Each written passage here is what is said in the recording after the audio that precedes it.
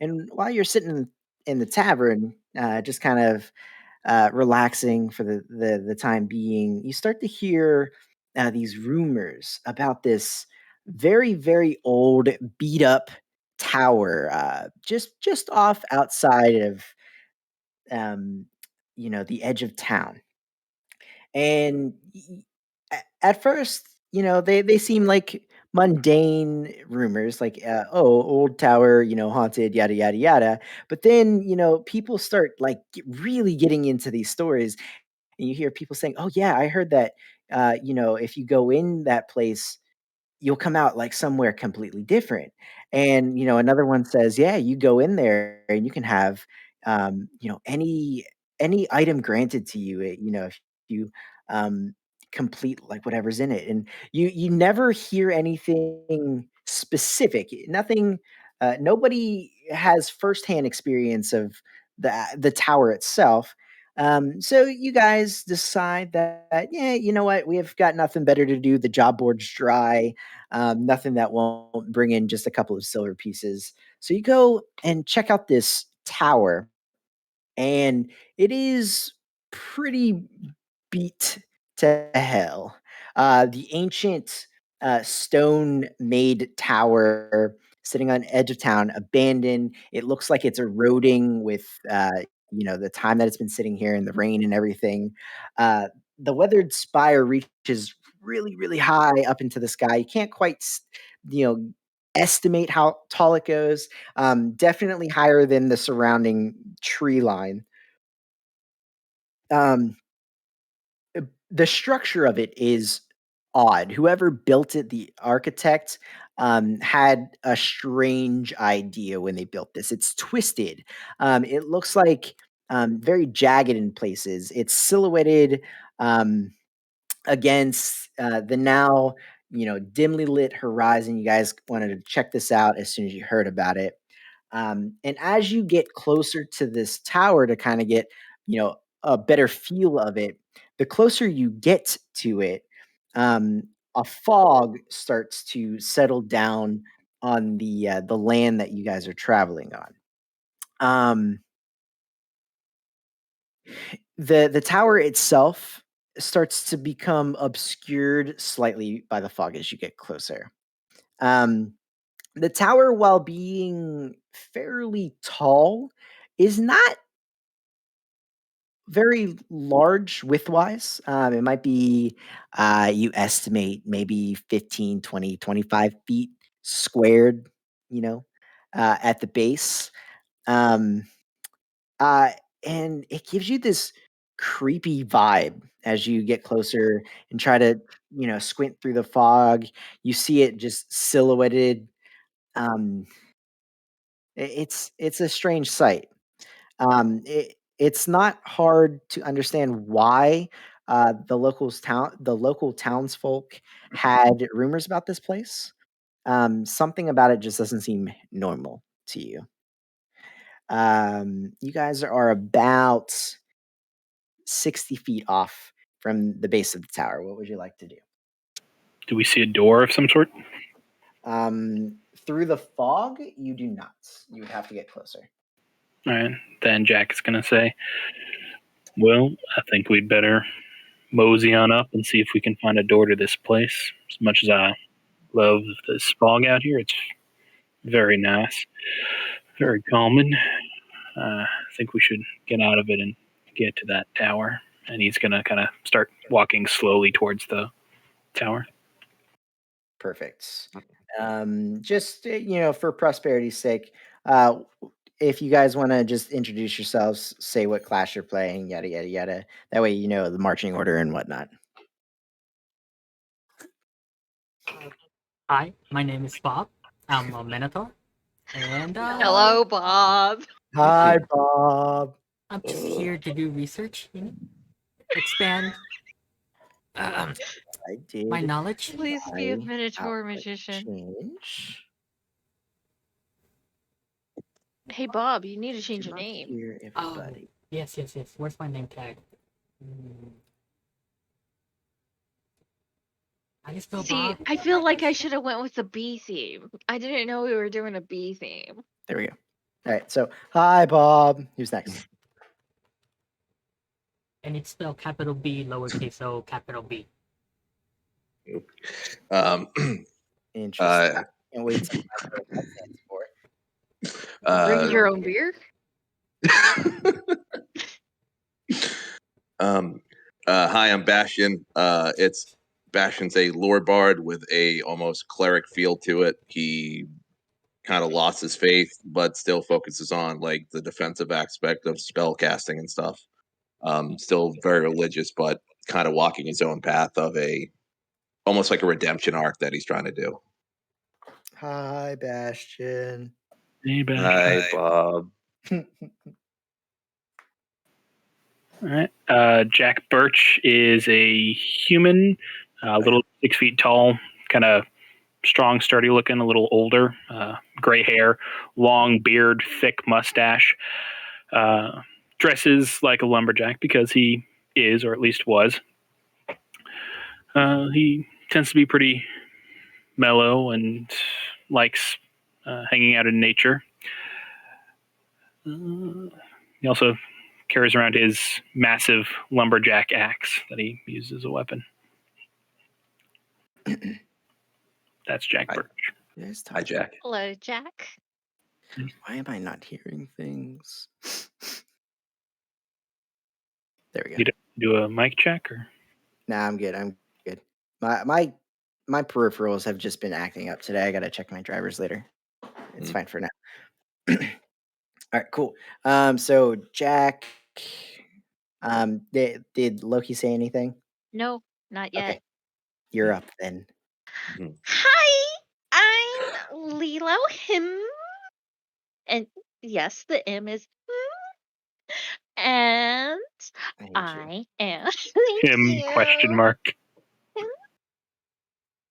It gets progressively higher pitched. Yep. But nonetheless, I am fairy and I can sit in about I'm tiny. I'm about maybe a foot tall. I can sit in the palm of most of your hands easily. Yeah. And my job is just going around and making sure all the things that are mean and nasty to you guys don't hurt you. Ta-da! All right. Hey So, Hi, Lilo. with introductions out the way, you guys creep ever closer to the strange tower in the middle of the fog. Who is leading? Jack, right? Yeah, I'll lead. I'll say, everybody, get behind me where it's safe. All right. I will You sit on guys his head. Perfect. When you guys get about 30 feet away from the tower, the tower face itself starts to get a little bit more clear. You start to see the actual wood and the stonework of the tower itself. However, you're suddenly filled with an overwhelming sense of dread. I need all of you to make wisdom saving throws. I'm not good at this. I love it. And That's my favorite statement. All right, Bob, do you do you have advantage there, sir? No, All right, but maybe so I do. Bob and Lilo. Yes. As you guys creep closer, Lilo, you're on top of Jack's head, and you guys again feel this dread kind of wash over you. Jack, you and uh, I'm sorry, what is your Bastion. Bastion? That's what it is. Mhm. If you wouldn't mind changing your name in Roll20, that'd be delicious. Oh, do I just click on it or? The Scroll cog wheel, lets you. display name, save. Oh, perfect. Okay. All right. So, I didn't as know I could do that. you guys feel it wash over you, and you kind of shrug it off. You just think it's a chill in the night. Lilo, you start floating off of Jack's head. You're just like, I don't want to move any closer to this place. Same with you, Bob. You start to get clammy, and your fur starts matting up. You guys, for all intents and purposes, are frightened of getting any closer to the tower, and you're standing your ground. Jack, you and Bastion notice that after a moment or two, you don't hear the footfalls of your big Minotaur pal, and Jack, obviously, Lilo has come off your head. You turn around, and they're not shivering, but there's definitely a look of worry on their faces, and they're not moving any closer. Um, this is a bad idea. It could be a protected site. You don't want to mess with someone's culture. I don't recall us You know ever what? having good ideas. I agree. I agree. Let's not go. Did we follow the proper paperwork? Can we go in? Don't think that there's paperwork. Hey, tell you what, Lilo, how about you hop into my front pocket right here? That way you're nice and safe and warm. And Bob, not sure what to do about that. And he looks to Bastion. Come on, Bob, get the let out. Maybe we should go back and get the right paperwork. And I think we should definitely do that. And I'm gonna go sit on Bob's head and Cool. So very agree. as you guys are discussing this, and Lilo, you float over to Bob's head, and you sit down and you hold on to one of his horns.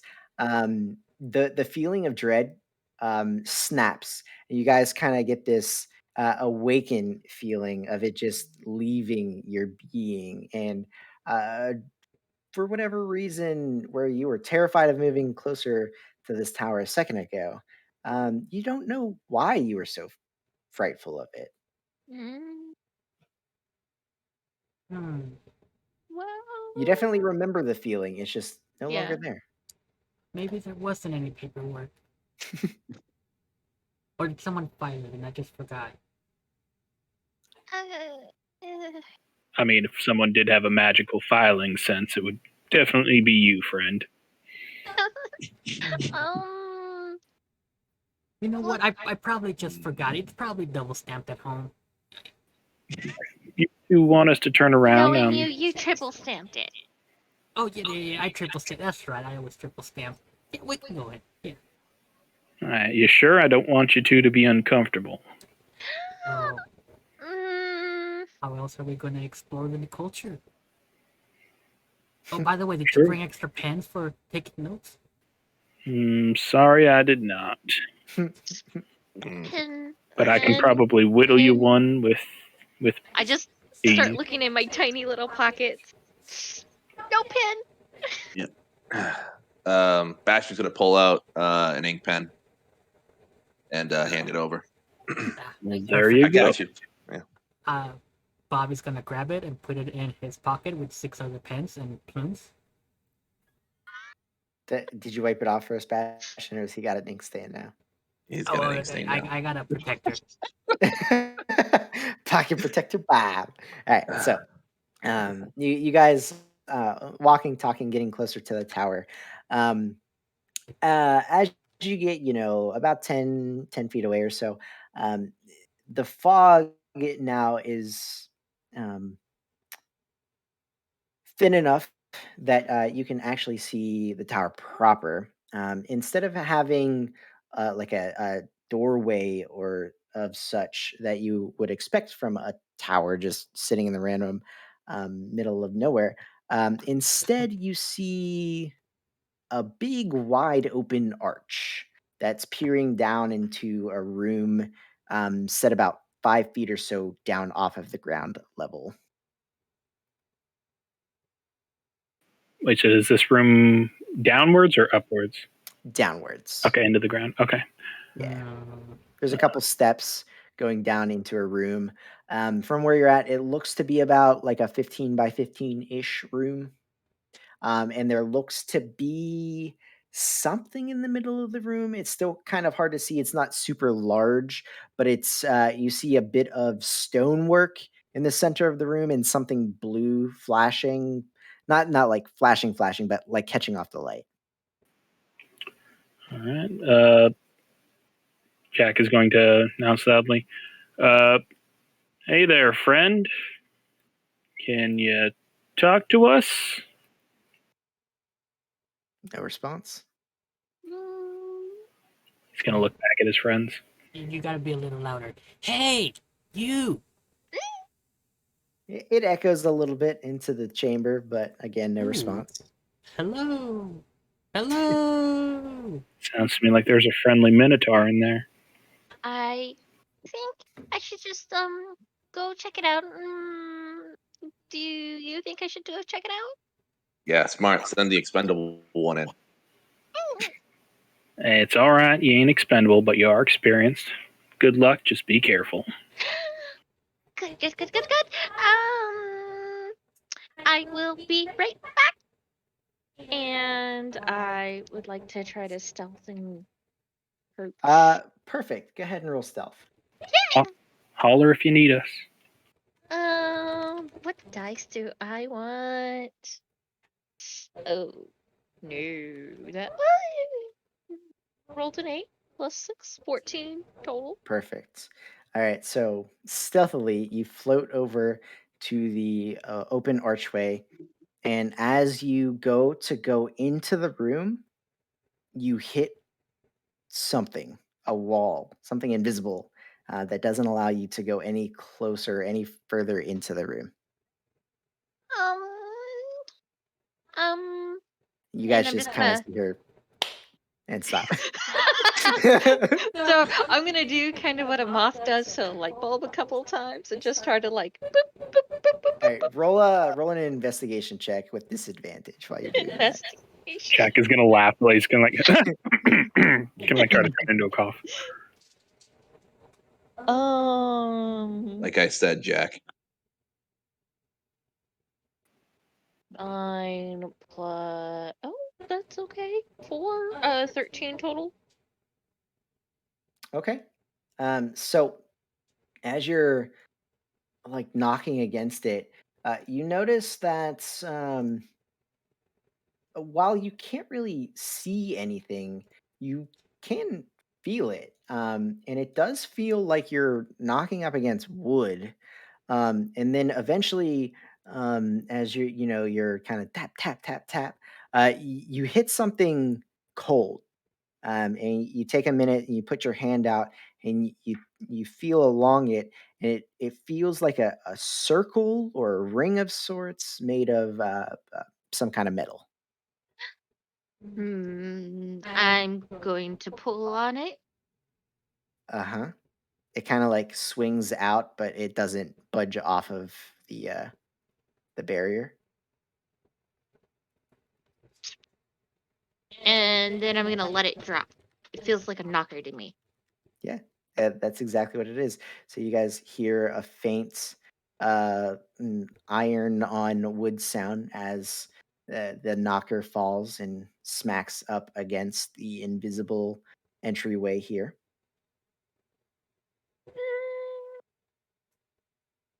Nothing happens. Can I press my ear to it? Does it feel like a door?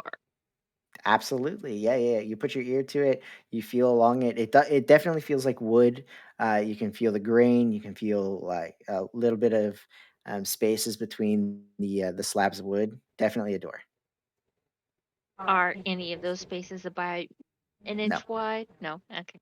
Nah. What do you got, Can I Lilo? try and see if there's like a lock or something to this door? And while I'm looking, I'll just go shout over my shoulder. I think I found a door. Yeah, you take a minute, with your investigation check from before you do a quick once over. You find nothing of the sort. You find a wooden door with what seems to be like a knocker in the center of it, and maybe something else wooden on the side, hinges or the like. Mm, I can't open it. Fucking doors, man. Yeah. All right. Let me see if I can push it or pull it or something, and I'll head forward, reach towards wherever the like some sort of a doorknob would be, and see if I can get it to budge. Yeah. Go ahead and roll an investigation check with advantage now that you kind of know what's going on here. Okay, this is great for barbarian. Take out my notepad and start writing notes. Yes. Door. Yeah, you find you find what Lilo described. No doorknob per se, no lock or anything. But you do find the knocker. Hmm. I'm gonna try to like slam it down a little bit harder. You slam it down for a second time. This time making a very significantly louder noise, um, but still. You wait a second, you listen, you look because you absolutely can see down into this room still, and nothing seems like it's happening. Sir, if I may, take out my notepad, start taking notes. Let's see. Door. The room is square. Mm-hmm. Do I sense magic? Uh, this whole area is alive with magic. Everything about the tower is magical. Wait, are you a wild magic barbarian? I take offense to that. So am I. I told him. Yeah. Okay. Hmm. So what was the thing about it? Uh, did you? He's Wait, doing his. is he also wild magic? Yes, Yeah. Alex, we went over Oh this. my You even god. told me that you said, "Oh, I don't listen to you when you talk." Yes. Amazing. So it's like your description that you cut and paste. It's like that sounds very familiar. Okay. If you That's wanna actually switch word it for word. real quick, you Nope. absolutely can. Nope, I've already No, told I'm Bob. Okay. Alright, so, magic Oh my everywhere, god. several different types of schools. I'm not gonna go over them because there's a lot. Yep. I'm on my notes. I'm writing down door, walls, magic, magic over there, magic over there, and that's what I'm writing. The word magic Cool. over and over again. Jackie, can't you just break that thing down? I can give it a shot, and I'll try to like kick the door open. Roll an athletics check.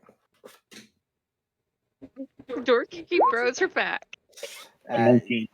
yeah, you feel like you Yeah. get a solid kick in. You Spartan kick this thing where you would normally Spartan kick a door to open it, and it you kind of get a jolt up your leg as it doesn't budge. Yeah, it seems like this door is probably a solid, sturdy oak. Probably an ancient oak. Maybe it's just a pull.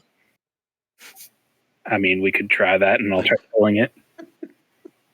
I mean, the only thing they'll hold on to pull is the knocker. The knocker. I'll pull on the knocker. All right, so you grab onto the knocker. We'll keep the 19.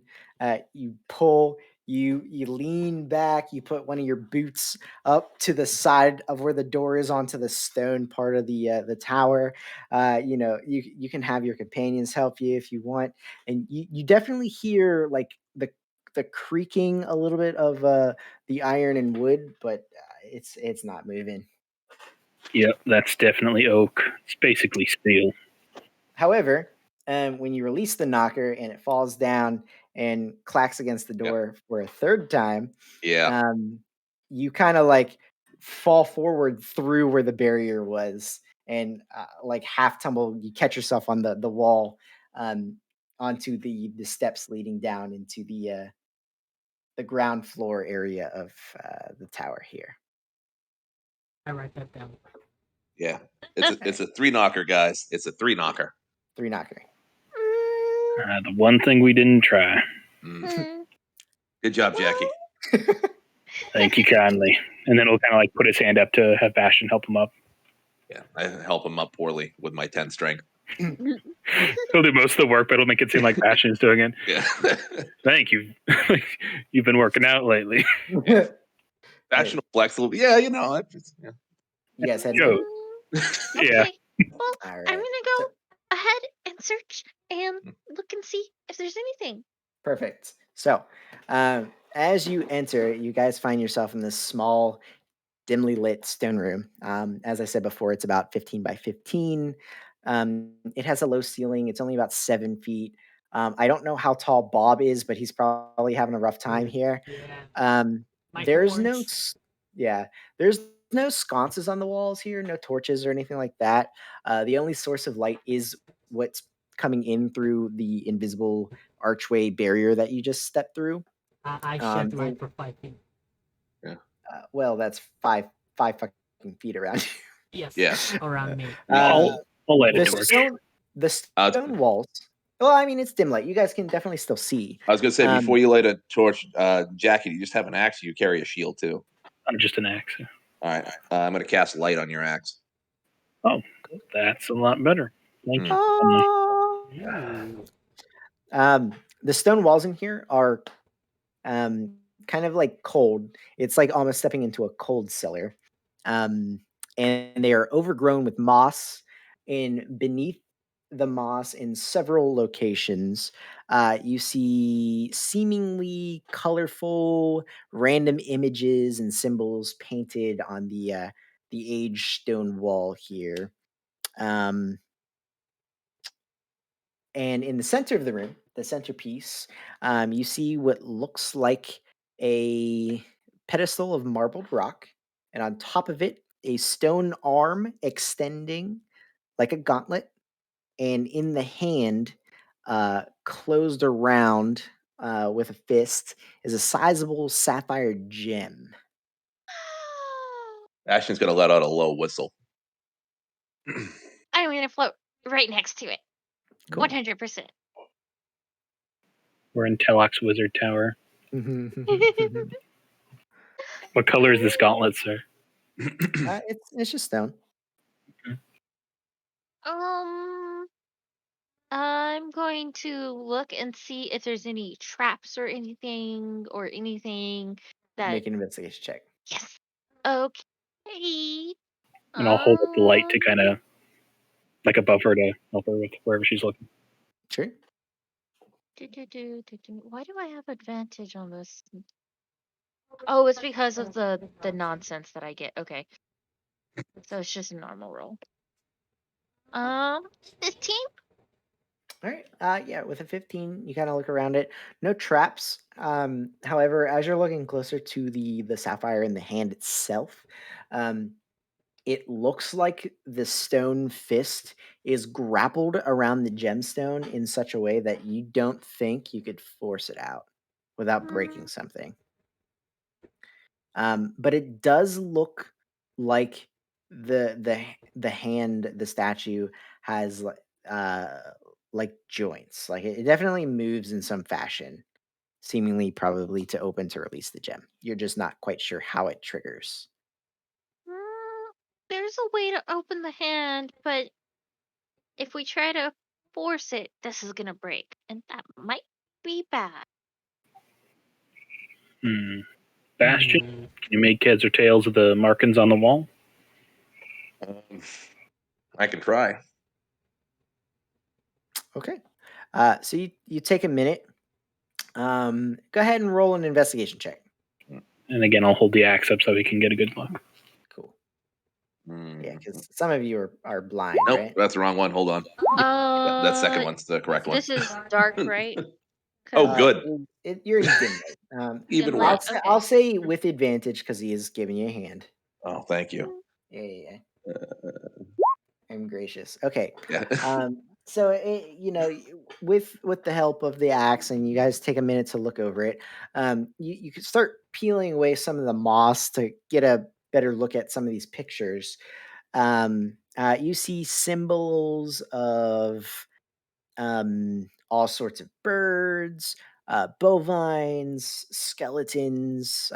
There's several symbols of hands. You see a couple of suns, moon, like the moon cycle, and pyramids, all kind of like scattered around in no apparent order. However, as you're moving some of the moss to get a better look at what pictures there are, your hand brushes one of the symbols of the sun, and it starts to glow dimly. Whoops. That I'm gonna slowly back up and point at it to Jackie. You did that. Hmm? Oh, sorry. And he's kind of still looking at the birds and the cows on there, like hummingbird, finch, woodpecker. He's just like naming all the different kinds of birds and cows. These are really beautiful drawings. Sorry, I wasn't really paying attention. What did I do? You brushed that sun, and now it's slightly glowing. Oof, my apologies. And I'll So, kind of reach over and try to like pat it out. so you pat it out and it just stays lit. However, because you did mention you were focusing on the birds and the cows and such, you do take a quick glance around, and there's not a lot of each type of image. So you do a once over to see what type of birds that you can see, and you see that there's about 5 of them scattered around the room, and then you do the same for the bovine animals, and you get the same number. There's 5 of them. Jack will say, there's 5 of each kind of animal, 5 fingers on the glove. Maybe there's some sort of a connection. Not great with puzzles. One of you smarter folk can figure it out. Bastion's going to say yeah, and he's going to look at Bob. Well, Oh. you're saying all the right trigger words here, Chris. As you say that, you guys kind of glance over to the gauntlet, and the pinky finger is relaxed at the gem. Well, that's classy. Pinky out. Touch all the things. Touch all the things. Yes, clearly it's touch all the things, and Bob is gonna go up and start touching everything. So yeah, Bob, you go on a rampage, touching all these different things, and Lilo, it's nothing really happens. As for example, he goes and touches one of the symbols of a pyramid. The sun dims, the pyramid glows, and for a second there, the pinky collapses back onto the gem and then releases once again. You touch, one of the pictures of the hands. Same thing happens. The pyramid dims, the hand glows. No, I touch 2 at a time. Yeah, I'll touch the sun. Go touch the pyramid. I go up to the rock and try to grab it. Maybe it's not even being held. It's pretty stuck in there. Tries to pull. It's pretty sturdy. You think with sufficient force you could probably break it, but it was definitely intended to release upon a certain mechanism. You don't know what's going to happen if you break it. It's Okay, probably okay. some sort of combination of we have to hit it in the right order, I would assume. Yeah, I was just about to say that. Of course, it says so in my notes as I write down combination. So you guys want to try? Well, the sun worked first, so try that, and then So you tap the sun, it's glowing. Tap the sun again. The same sun? Yes. It just stays glowing. Tap it again. Yeah, stays glowing.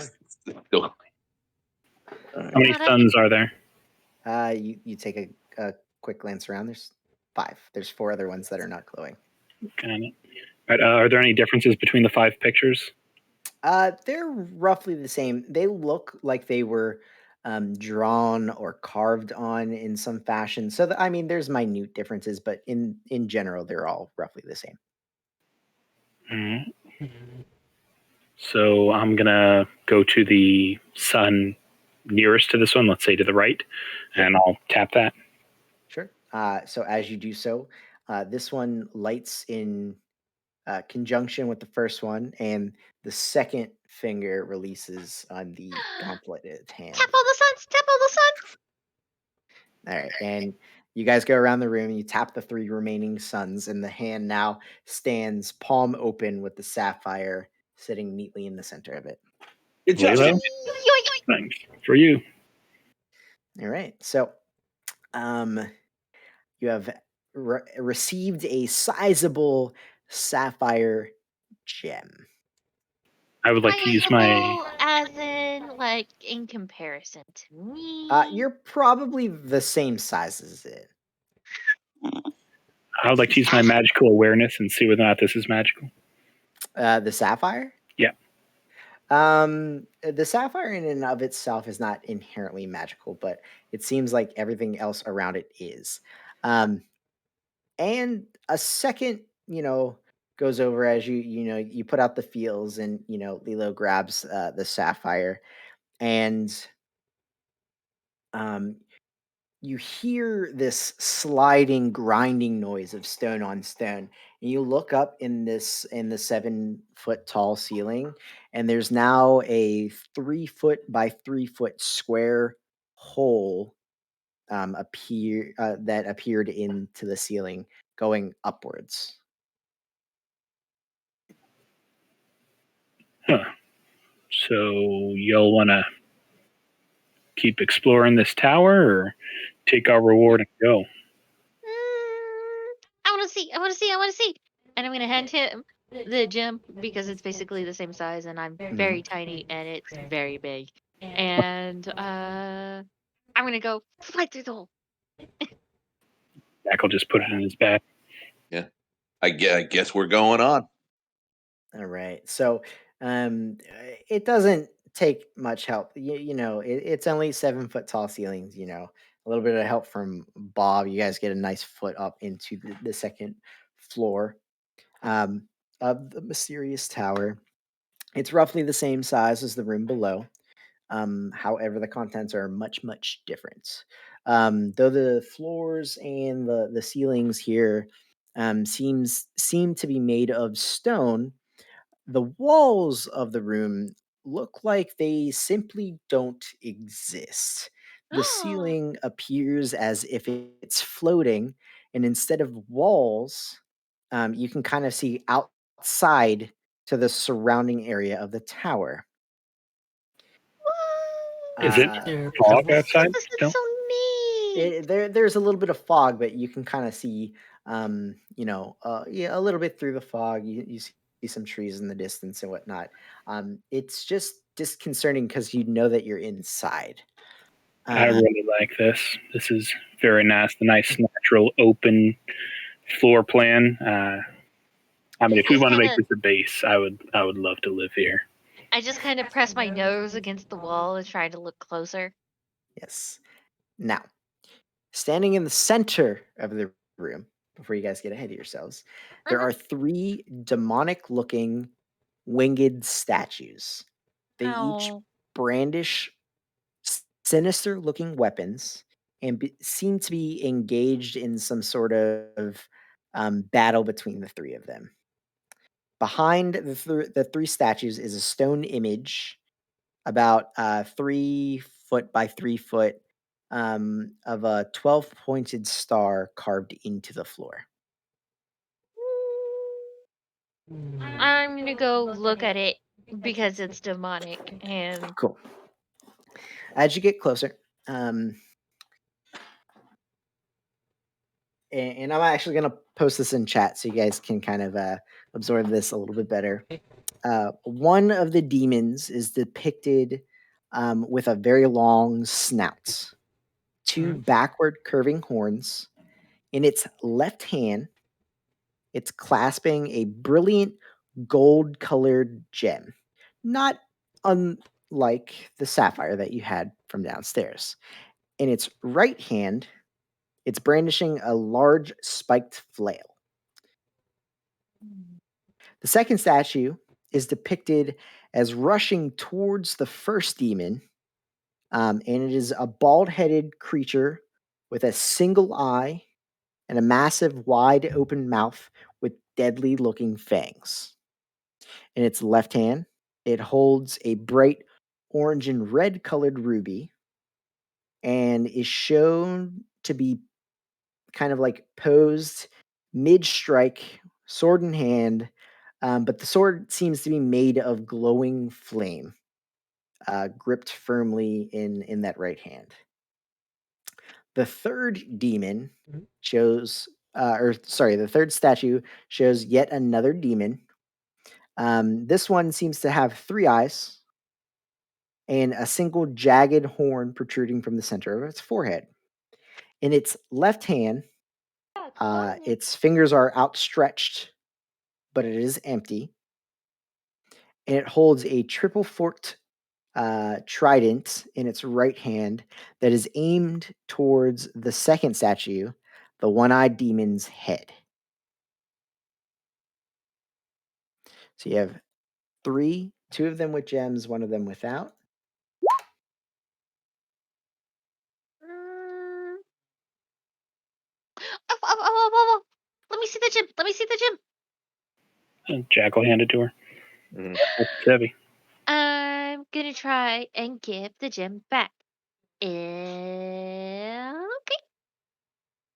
So you go to put the gem in the hand of the third statue, the one with three eyes.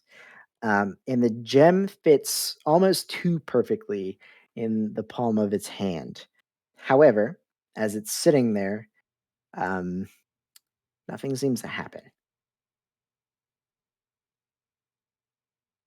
I go and poke the other gems. All right, so you do that. Roll an Arcana check as you're close. Arcana.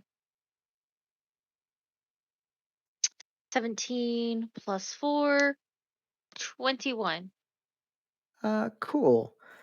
So while the gems themselves aren't inherently magical, they're not like they don't have any sort of enchantment. They're not really exuding any sort of aura. Do seem to be kind of like attributed towards specific elemental schools of magic. You have an orange and red gem, you have a blue gem, and you have a brilliant gold colored gem. Mm, mm, we need magic, I think. Looks We need around. something. Avocation, abjuration, and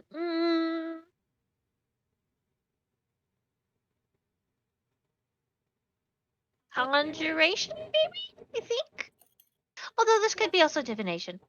Mm, Now, these guys did their Sensi bullshit downstairs, and they're like I said, they don't really have a school of magic attributed to them.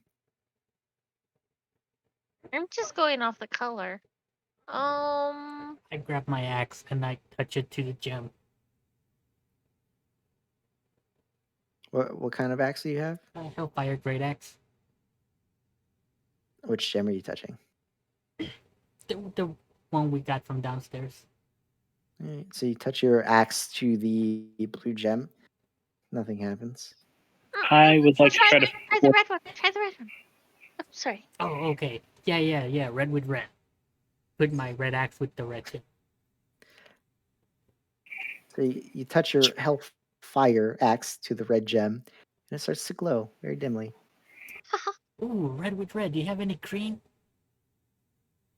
Green? There's no green. There's red, blue, and yellow. I would like to put the blue gem in the third one's hand and try pouring some water over it or the trident. Yes. So you take a moment and pour some water over both of them, and as soon as the water from your water skin touches the blue gem, it starts to also glow very dimly. Elements, maybe. Yep. The last one Mm, is gold. fire, It's yellow. water. Oh. And I will go over and pull out my crossbow because I don't really want to. And use. I will use my crimson rate and it's lightning. Go ahead and roll some damage. Yeah, I know. Eh. He breaks him. So yeah, you cut into your hand a little bit to activate your right on your crossbow, right? Mhm. And then I And hold it up to the yellow. and it crackles with this lightning energy, and you hold it up to the yellow. Stays dim. Nothing happens. Good I'm thought. gonna walk up. I'm gonna walk over to it, and I'm gonna cast light on the cantrip. Cast light on it so it dims off of the battle axe. Yeah. I mean, it's now glowing with your But light spell. not as the way I'm hoping it would. You're correct. Yeah, I mean, I'm gonna it's hard to back up tell. and I'm gonna examine it for a second and be like, shit. Walk back and Fire. touch It definitely Jackie. got it to Cold. glow. Well, I mean, based on the yellow color, there might be another option. And he's gonna like undo his zipper slowly and kind of look at everybody else. Whoa, what the fuck, Jackie? So I'm saying I'm out of options here. It's more of a gold than a yellow. Oh. If anybody else has another idea, the time is now. We did fire, water. Fuck, where's Captain Planet? There's Is it heart? There's The earth fucking heart? and wind we can try. I'm gonna blow on it. Nothing happens. Also, the weapon is also a bit of a clue in the other two. Oh, Seems like earth. Does anybody have some dirt or a rock of some sort? I can go get some from below. All right, then. Okay. All right, so you go downstairs, and there's no dirt on the stone floor. There's dirt outside. There is. You go to zip outside, and you hit a barrier. You can't get through. We're stuck. Does anyone have a rock? A paperweight? Could also try blood. Did you want to? Or again, urine. Kind of points down. Just keep that in your back pocket, Jackie. Let's try Wait, some other things. And I'm hoping it's not the answer or the last resort. Light, Yeah. I don't need to be embarrassed yet. I moved my axe to the gold gem. Anything happen?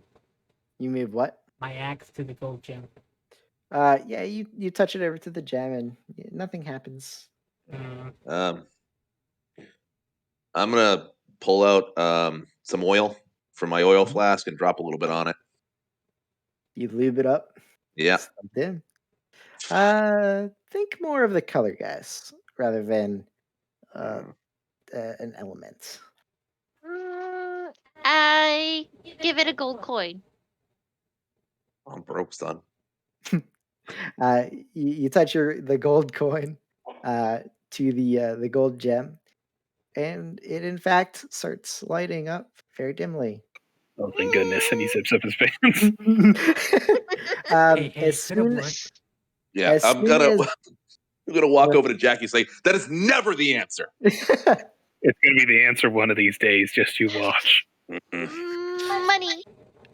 So, as soon as the third gem starts to glow, the square on the ground with the 12-pointed star begins to slightly radiate with a bright white light.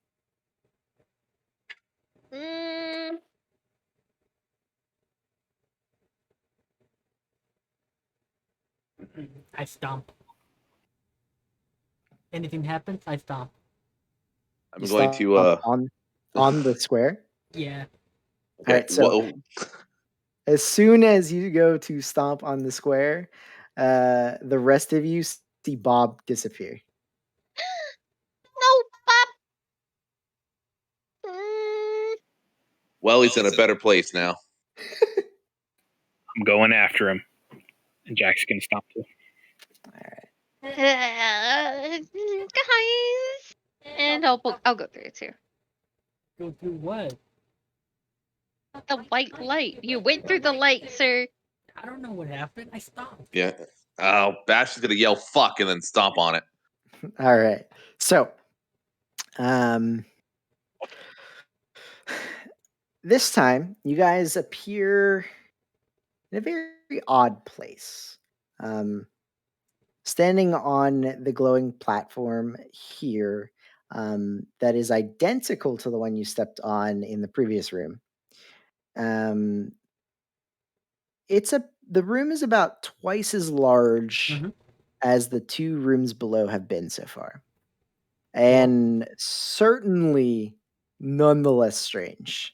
Immediately, you find the air in this room is extremely hot, so much so that it almost burns your throats to take a breath. It is well over what you can guess to be about 100 degrees. Um, the room of or the floor of the room is completely covered in fresh green grass, complete with flourishing flowers and even some weeds. The walls around the room depict a horrifyingly realistic, hellish landscape with a black night sky, bursting volcanoes, dancing pillars of flame, and gigantic skeletal creatures skulking about in the distance. The scenes on the walls are lifelike and moving. It almost seems as if you are peering out into some other terrible world. Mm, I'd like to thank you for this, Bob. Thank you so much. No, you did something like you always do. No, it was Lilo. She Mm. bribed them and they didn't like it. You never bribed the guards. All right, it's kind of hot in here. Everybody stay hydrated, and Jack's gonna pour some whiskey for himself. Oh Anybody God. else want some? I was hoping you didn't put your pants down. Yeah. Bastion's gonna wave it over to him. All right. We'll give anybody who wants whiskey some. Down is on whiskey. All Is right, it so just regular whiskey? Yeah, Okay. yeah, it's got a nice bite to it, like drinking the morning dew out of a jalapeno pepper. hmm, so you guys take a moment and pass around some drinks. You just kind of take in the feels of this place, and it's like e extremely laboring to take a breath, like, yeah, every deep breath that you guys take almost puts you into a fit of coughing with how much it's, like, tingling and burning the back of your throats. You suddenly spot something on the wall moving very, very quickly towards you. You kinda squint at it. It's some sort of black and orange thing charging directly at you. As it gets what's that? Oh no, I thought you were done. I was gonna say Jack takes like a defensive stance in front of everybody. Yeah, yeah, yeah, yeah. As it gets closer and closer, you realize that, it's a very large demonic-looking horse with black skin, glowing red eyes. And it has horrendous smoking flames spewing from its neck and a fiery burning mane. It looks as if it might come crashing right through the wall, but suddenly it stops. It rears back and it starts slamming its front hooves violently against the wall. The black smoke starts billowing off its hooves as it stomps over and over again, trying to get at you guys with obvious harmful intent. After realizing that there is some sort of barrier between itself and you guys, the fiery horse begins to chort and neigh angrily, snorting and huffing in deep, dark plumes of smoke just billowing from its nostrils. And it suddenly begins rapidly dashing in circles, sprinting around the outside walls of the room maniacally. Do I recognize what this creature is? Um, Roll an Arcana I would check. like to go up to the wall and 18 plus 4, 22. Uh, yeah. So this is a nightmare. Hmm. You've heard of My God. them. You've not quite seen one in person, but they are very much dangerous fiends of fiendish horses. Yeah, fiendish horses. That's the right words. I just got the joke for nightmare. God damn it.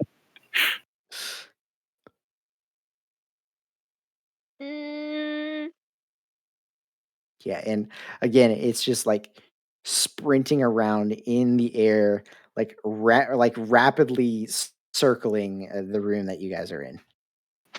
It's probably just scared, and Jack's gonna go up to one of the walls. Hey there, calm down. Uh, We're all friends here. roll an animal handling check. Absolutely. Hey, that did roll. 17. So while you're trying to soothe the beast, it doesn't quite you know change its mood or anything, but just something about you've seen other beasts of burden whatnot before, and just something about the way it was trying to get at you and the look about it. Um maybe maybe it's just hungry. Does anybody have any food? Actually, hang on. And Jack's gonna pull out his chili supplies. I'm gonna make it some chili. mm, I don't think they eat food. I think they eat mm, souls and people. Only because it hasn't tried my chili. Ah, Are you building a fire, Jackie? Yes, absolutely. As he's like making one of those bows to like light the fire. All right, I'm going to use prestidigitation and just light his fire. That's a lot better. Uh, Handmade. I don't think this is a good idea, but I could use some chili. Yeah. That's So it. as you start pulling out ingredients for said chili, the minute you start bringing out like actual food stuff, like the beans and the meats and the veggies and the actual fixings for the chili itself, the the the nightmare stops its wild sprint around the room and just stares fixedly on the ingredients and seems to uh, like relax its wild behavior. See, food for the man's heart and any beast's stomach. Yeah, it starts to neigh wantingly. You'll get some when it's done. And he can take out his Heward's handy spice pouch to spice everything because that's what I choose from a magic item. Hey, man. For some stretch of the way, it came in handy. Kind of thought you had designed this specifically for it. Yeah, absolutely. But yeah, he'll make chili. Sure. I mean, it takes some time. Chili is not, a super instantaneous thing. So you guys sit around, just taking in the hellish landscape, and it is rather horrifying. You guys are very, very happy that this thing has not, found a way in here. And it tried very hard. And you guys go around testing the walls, and you feel safe in here. The heat starts to get you. You guys all, start breaking out sweats. It is. You start to get damp. The clammy clams. But after a fashion, the chili finishes. It smells great. The whole air. You're like hot boxing in chili fumes right now. Delicious. Yeah. Thank you. And he'll give a bowl to everybody and then take a bowl up to the nightmare. Try to see if there's a way that he can give it to the nightmare past the wall. Yeah, so everybody gets handed a bowl of chili, and as you walk up to the wall where the nightmare is, it starts like the dark plumes of smoke coming from its mouth start like dripping, like it's drooling. And as you put the bowl of chili up to the wall, you touch the wall, and the bowl starts passing through whatever is separating you from this outside space. There you go. See, he was just hungry. Yeah, Such a so beautiful the, creature. As the bowl gets completely outside of the wall, the thing pins it up against the side of the tower with one of its legs, and it starts eating voraciously. But your hand stops at the wall. Your hand does not pass through. And as it's eating it and just devouring the deliciousness that is your chili, Jack, um,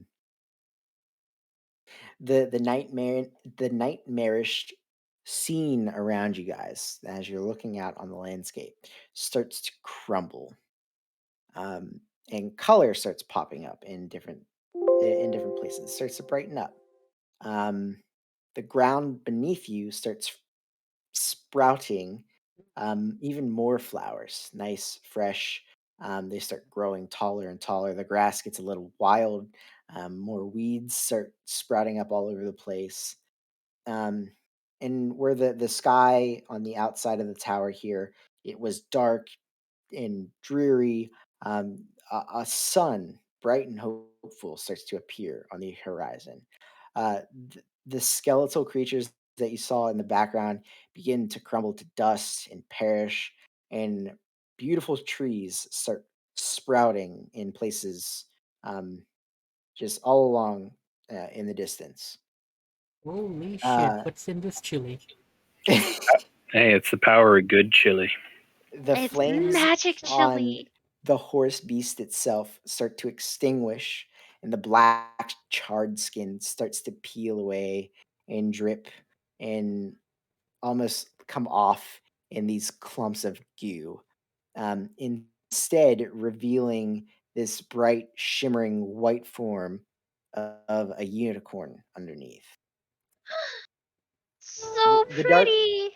the heat dies down, and the dark scene that you sat in here moments ago change into an almost Eden-like garden. All things foul become good, holy, full of life.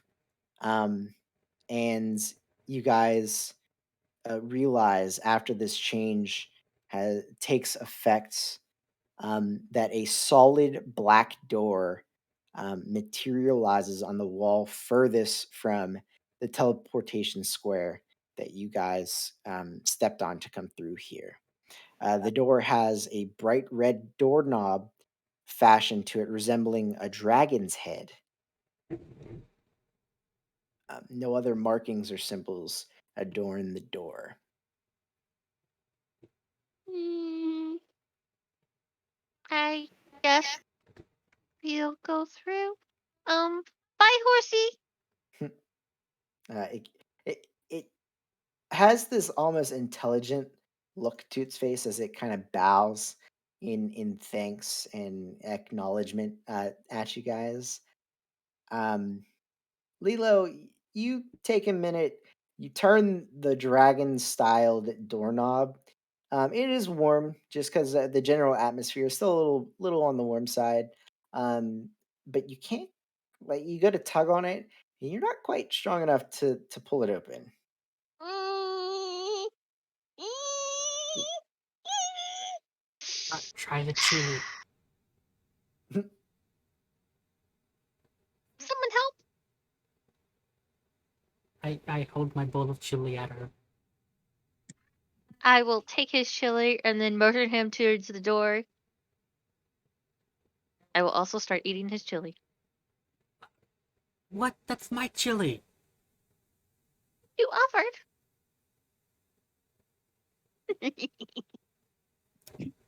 All right. Tries to open the door. So it does take a little bit of effort. There's a little bit of mass to it, but you turn it, you pull it open, um, and you immediately get um, blasted with a sudden gust of very, very, very frigidly cold wind. In fact, it is so strong that it does take quite some effort for you to just keep the door from being just flung open completely. Um, and as you guys adjust to this shock of the temperature change, You do slowly, gingerly open the door so it doesn't fling open at speed of light and knock you the fuck out. Um, and you look through, and the room beyond the door uh, looks very, very cold, and Hmm. extremely multiple times larger than the previous rooms.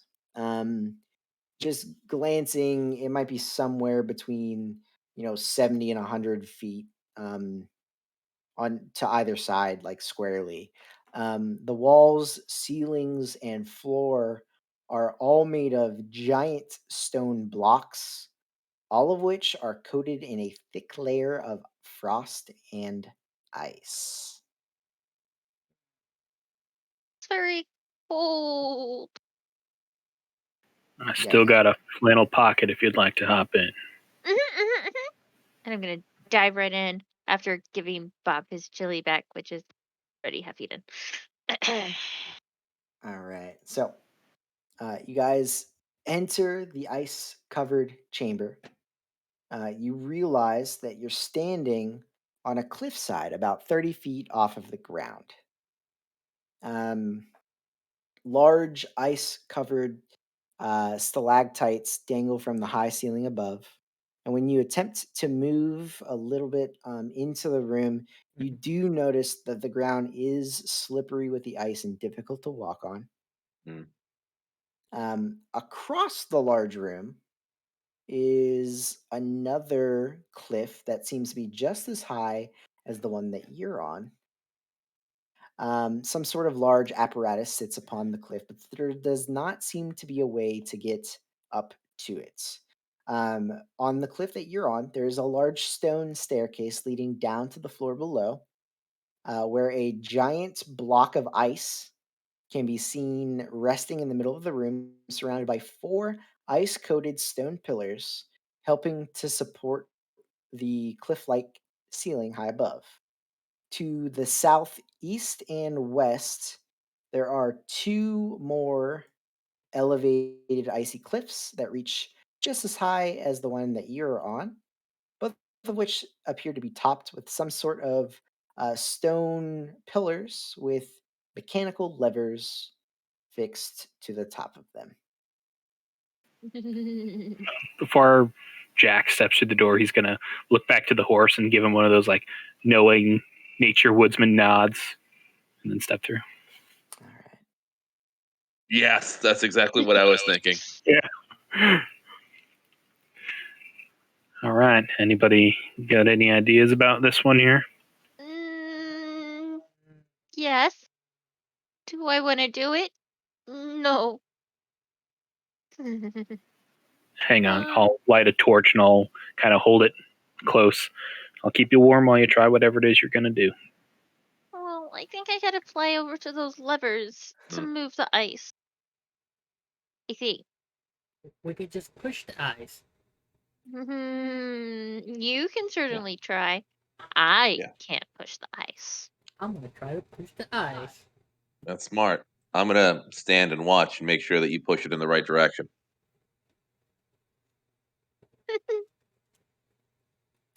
All right. So Bob is pushing the ice. You're watching. Mm. What is Jack and Lilo doing?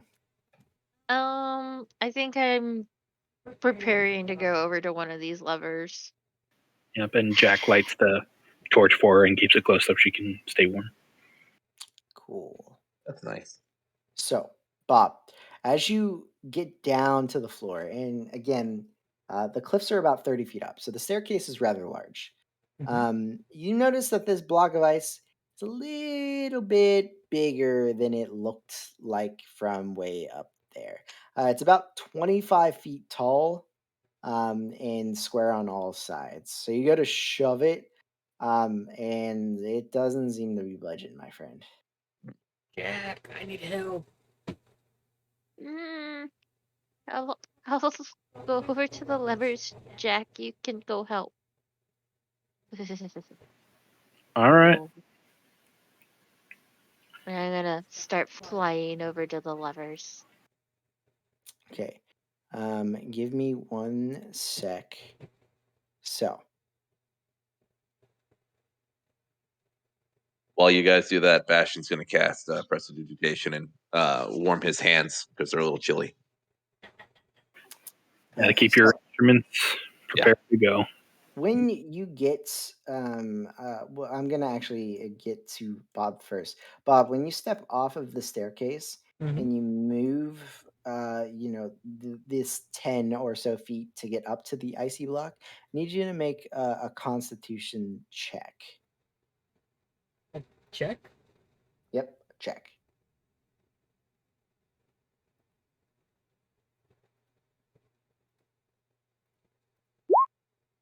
Okay.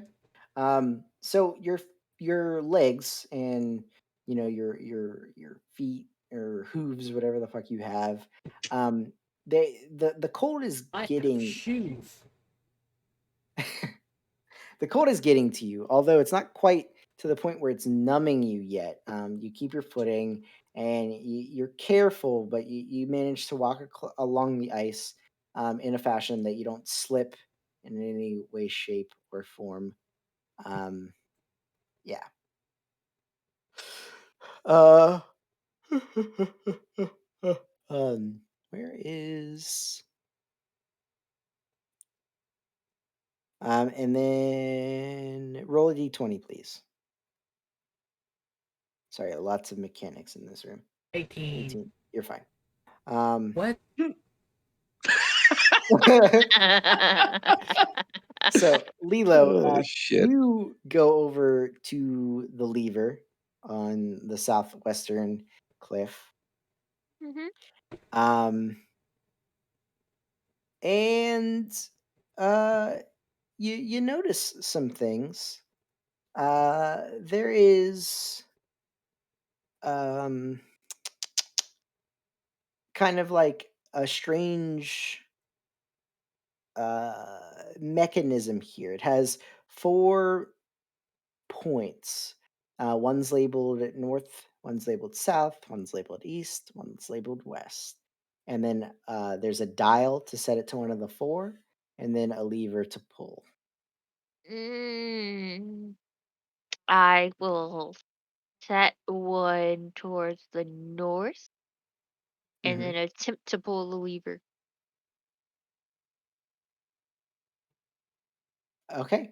So as you yank the lever in the northern direction, uh,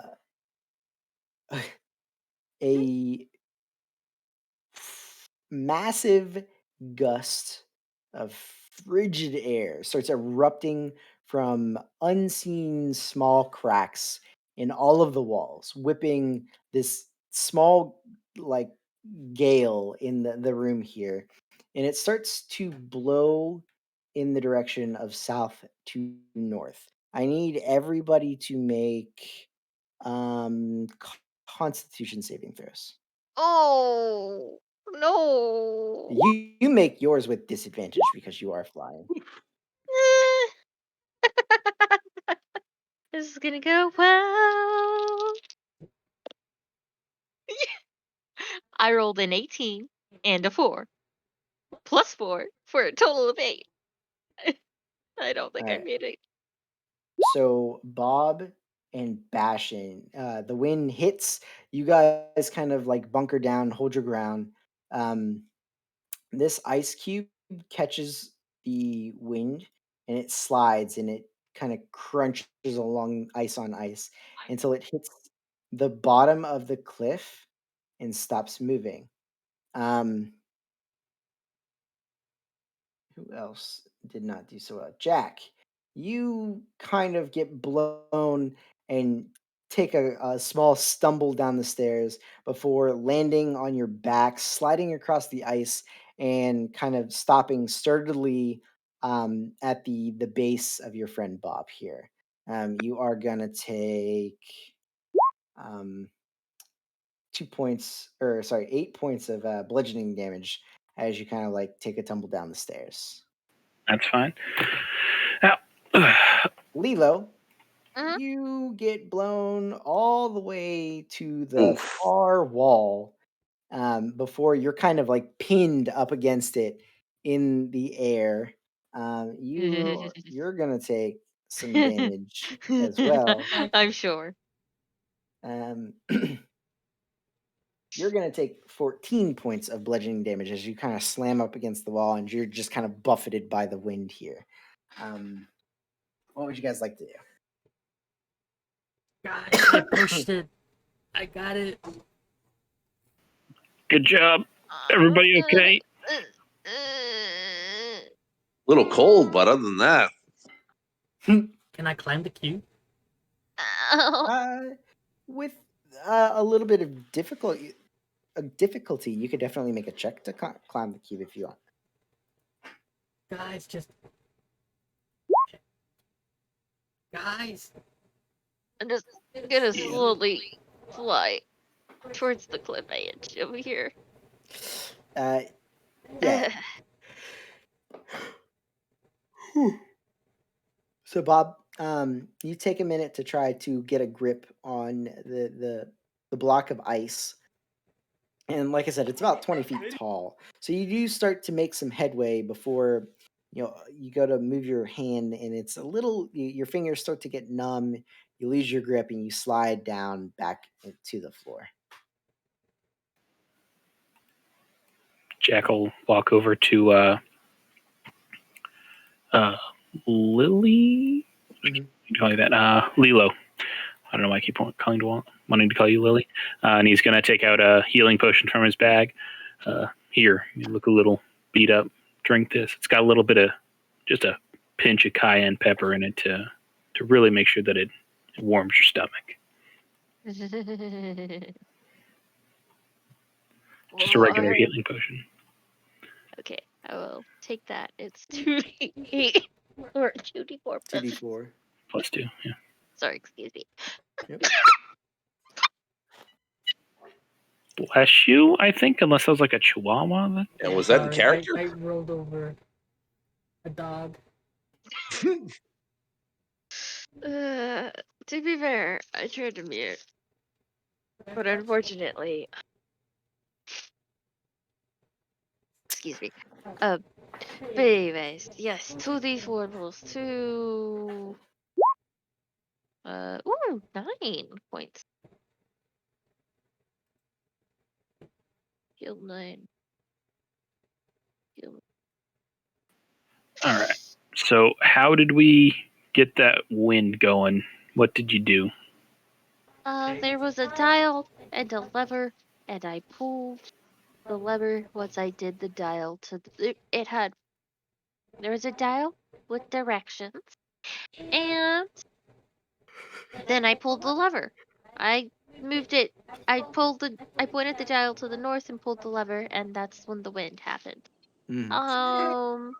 I don't know if there's more levers or anything. I can look, but I don't think I'll be touching next time. There are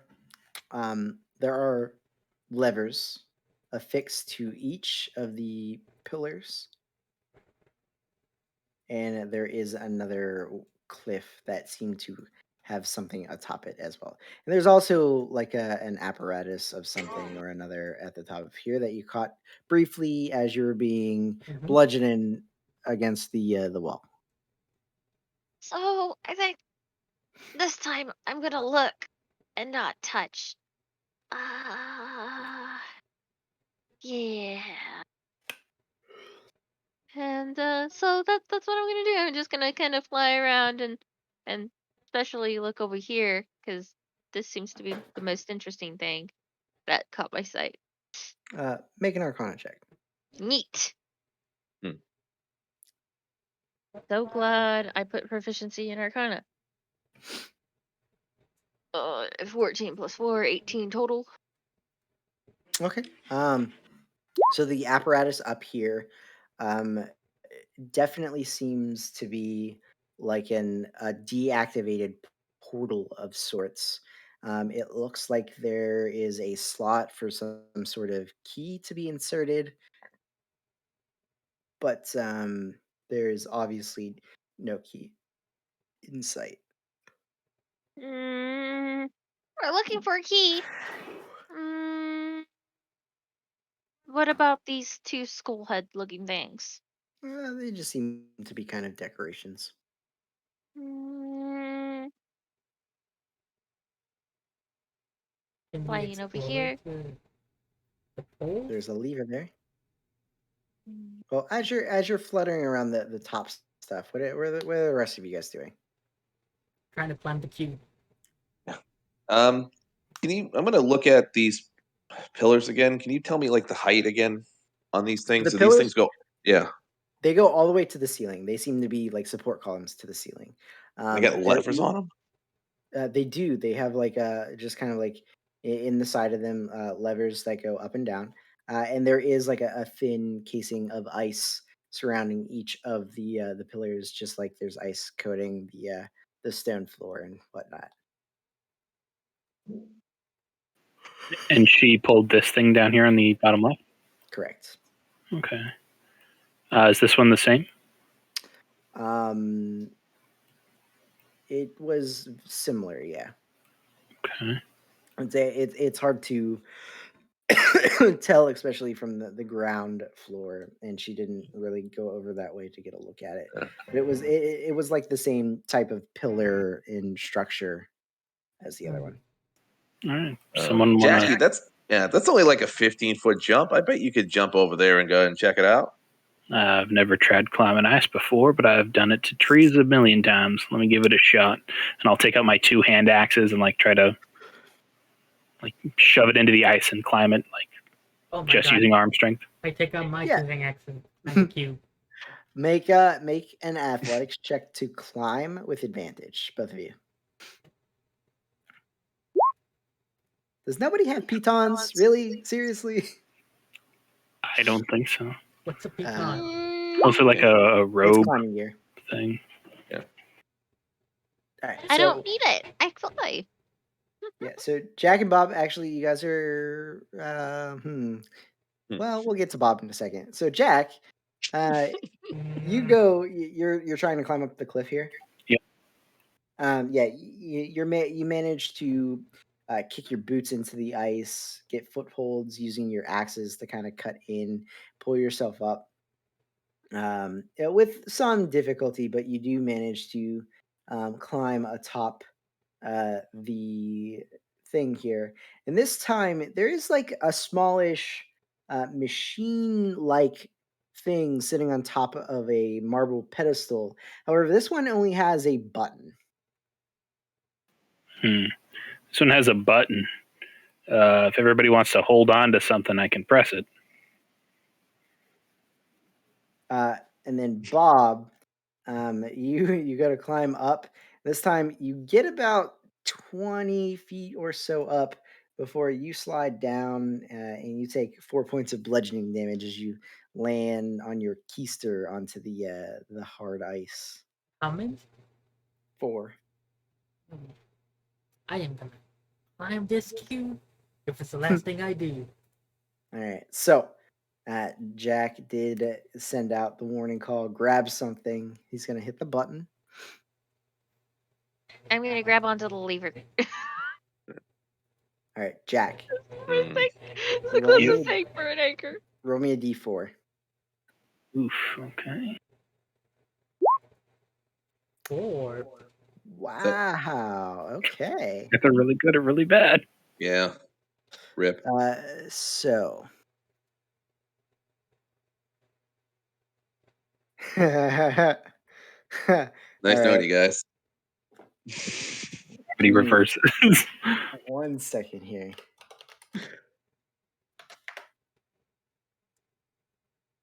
I don't use this often. There it is.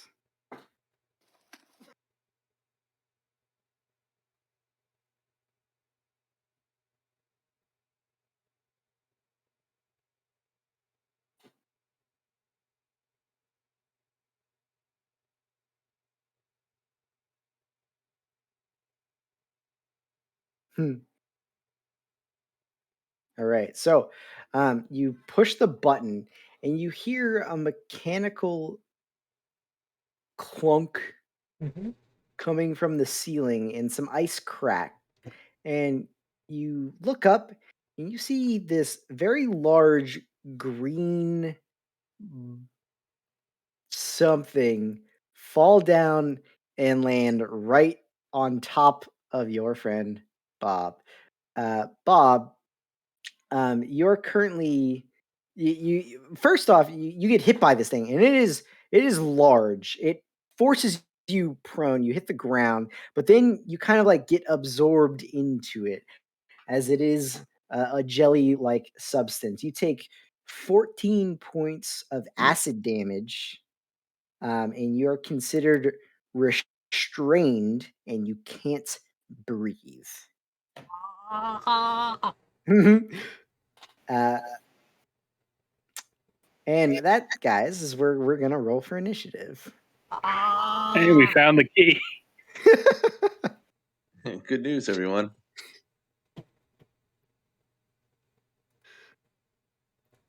I hate that. I Okay. Yeah, man, you stayed in the center of the room. I'm bloodied, by the way. God. Let's just get, some tunes up in here. The Oh, yes. generic-ist of generic. Those nice tunes that I can't have on my screen. No. I've literally never fought a gelatinous cube before. Really? Yeah. I think I've only used one once or twice. They're nifty. Who is not in? Lilo. Me.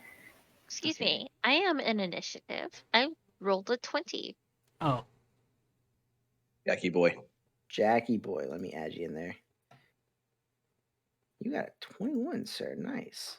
And now I Natural roll 20? natural 20 and a natural 1. And oh god, what the fuck is this thing? All What? right. what? Perfect. Do we get an extra turn? All right, Jack. So you hit this button. You heard the thing fall. You see it slam into your friend Bob, absorbing it into him, and he's like almost like suspended inside this green jelly-like thing. However, as you're looking at it, you see parts of his fur start burning away. You see patches start appearing on his clothing, and he definitely has a look of panic, like he cannot breathe. What do you do? Bob, no! And he's gonna rage and jump off the little cliff here. All right. Roll your rage die. And then you'll take 13 points of bludgeoning damage, half to 6 for raging. Do we have the All right. same table? Wait, what am I taking bludgeoning from? Jumping. It's a 30-foot jump. Oh, I thought it was 15 foot. Okay. No. All right. 6. To origins, you are surrounded by multicolored protective lights. I get an extra +1 to AC. Oh, and while within 10 feet of you, your allies gain the same +1 AC. Nifty. Look at you. That's You're a 5. nice boy. Random 15, question. 20. Uh-huh. If we have the same table and we roll the same thing, does it stack? Sure, why not? I don't care. It's a one shot. Yeah. Sure. Extra bright lights.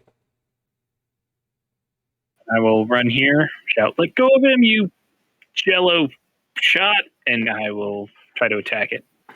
All right. My great axe. Yeah, roll to hit. Shit, I forgot to say beforehand. What's the thing called for barbarians? Rage? Reckless attack. Reckless attack? That's the one. Is it too late? No, you're fine. Okay, then yeah, reckless. Yep, 20. I'm hoping hits. Oh yeah. 15 slashing. 15 slashing. Max damage. Yeah. So cleave into it. Pieces of its body go flying and kind of sizzle onto the ice. Um, Good shit, Jack. Good shit. I don't have. Sorry, how much damage did I take? I forgot to write it down. You don't take anything. Oh no, from the landing. You took uh, after the reduction 6. 6. Got it. Thank you. Yep. All right. So does it seem resistant or anything? Nope. All right, then I'll swing at it again. Don't worry, I'll get you out of there, buddy. 25. And I don't know why it automatically rolled damage. But yeah, 6 damage. Okay. Yeah, so you start hacking into it. Pieces of its body kind of go flying. It does look like it's losing mass as you're breaking chunks off of it, splattering it onto the floor. All right, and that is my turn. All right. Lilo. Mm, I am going to go. That is not a moving style. I'm gonna go cold by flying away. um, I'm gonna fly across the room, and I will pass directly by the Johannes because I have to. So if it makes an attack of opportunity, it does so. Yeah, it's gonna do that. Let's see. Oh, that was. Yeah, we'll do that. Does a 13 hit? No. Okay. I will Yeah. Sentinel attack. Oh, nice. Absolutely. I don't think I have advantage for this. No. 23. But still hits. Another Good 15. year. Holy shit. 2 Shit. max damage. I know. Nice. Yeah, man. You see this thing kind of like form a whip-like uh, appendage as it kind of lashes out in the direction of Lila as she flies over top of it, and it misses her. And you take the chance, while it might be distracted, I don't know, and you cleave into it. This time, breaking off another large chunk, including the pseudopod arm, definitely shrinking. Um, and I will aim my crossbow at it, which is pretty much the size of me. um, and fire. Eh, First is a natural 20. Hell yeah. Yeah. So what critical rolls are we doing? Uh, Rolls. let's try to stay consistent and do the ones that we started using in the other game.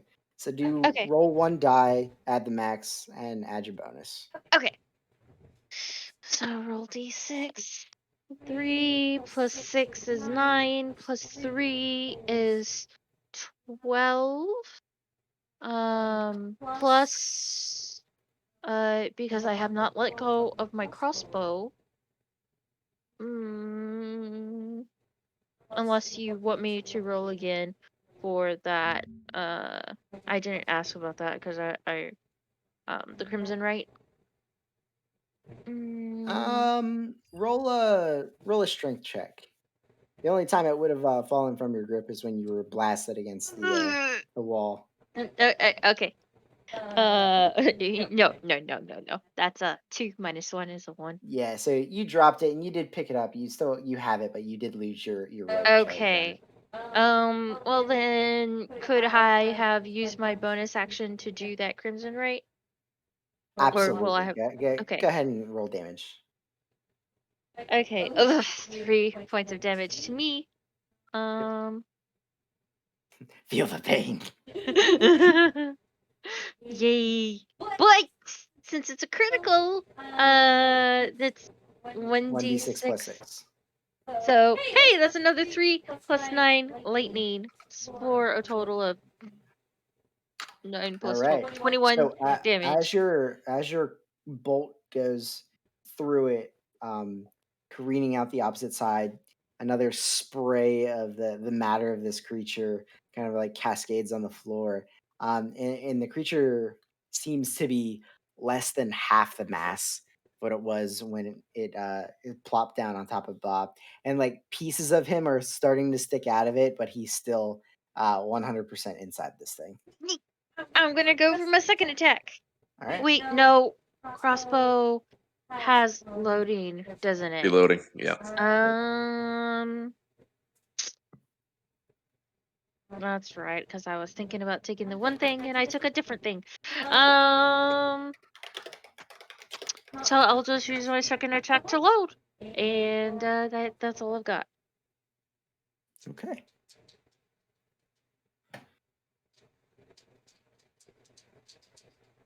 Next.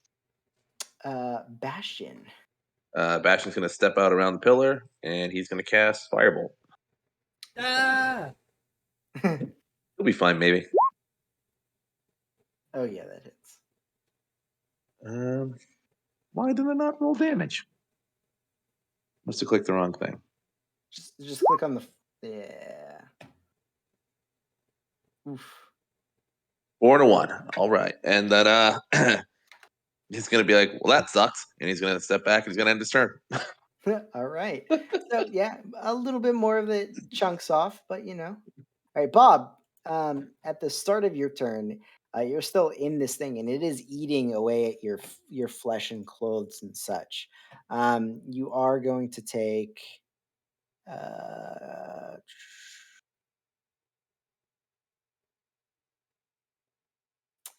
20 points of acid damage. Uh,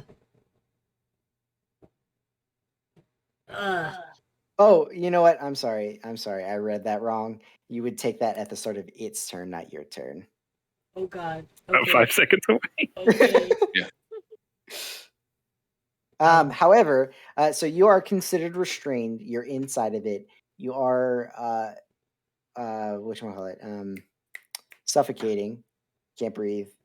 You can make attacks while you're inside with disadvantage because of the strain, or you can try and kind of push yourself out of this creature's body.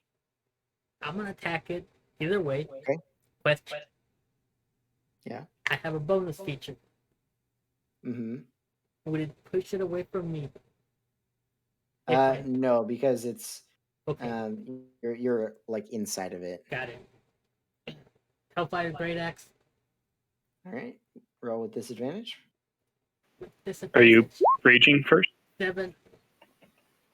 Well, that's a natural 1. So you try to fumble your big meaty paws on your Hellfire Great Axe, but you know the viscosity of the entity that you're inside just doesn't allow 22. you to. Hey, that one will hit. Go ahead and roll damage. 15. I swear to God, if you kill this, nah, you're good. Are you raging at all? No. Oh shit! I should have done rage damage on top of mine. It's +2. Yeah, I don't know why I didn't factor it in there. That's fine. So, I activate my hammering horns.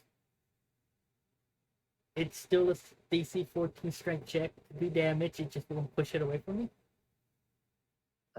okay. Strength check. This thing is really good at those. That's a 4 total. Hammering horns and melee attack is probably. Is it a bonus action? I've actually never It is a used bonus it. That's why. action, but I read it wrong. It doesn't do damage. It just pushes them away. So I'm not doing that. Instead, I'm gonna rage after I've already attacked Cool. because I am smart. Hmm. Where is my table?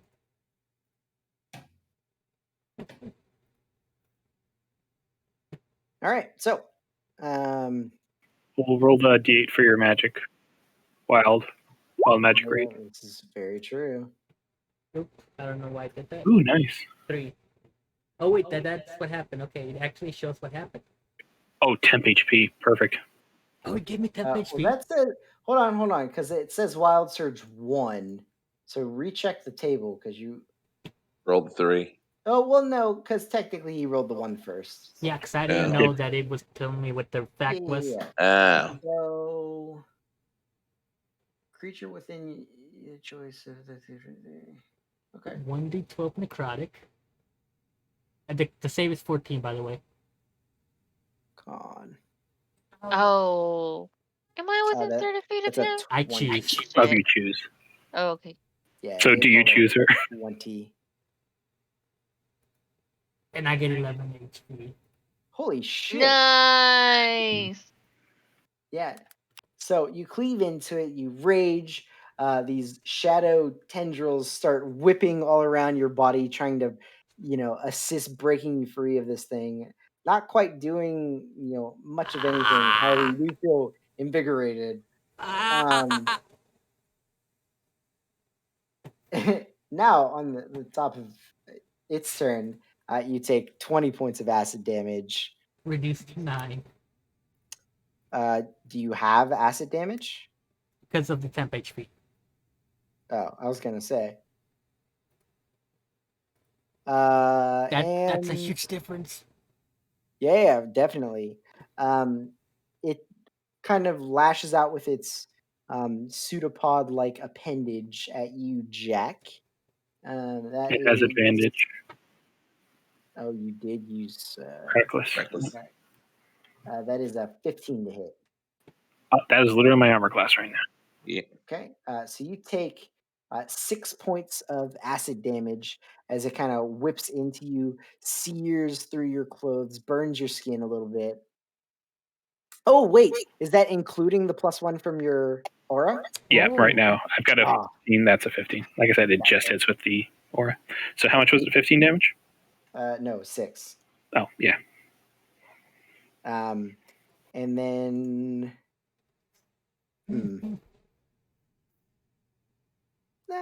it stays there. Ooh, actually, no, these things are fun. So it goes to roll on top of you. I need you to make a strength check. Will do. Advantage because rage. Yep. That saves. There's a check. 15. Nice. So you get to choose which direction you want to kind of like dodge out the way to avoid this thing kind of clomping on top of you. I'll choose left. All right. Um, it goes again. Make another strength check.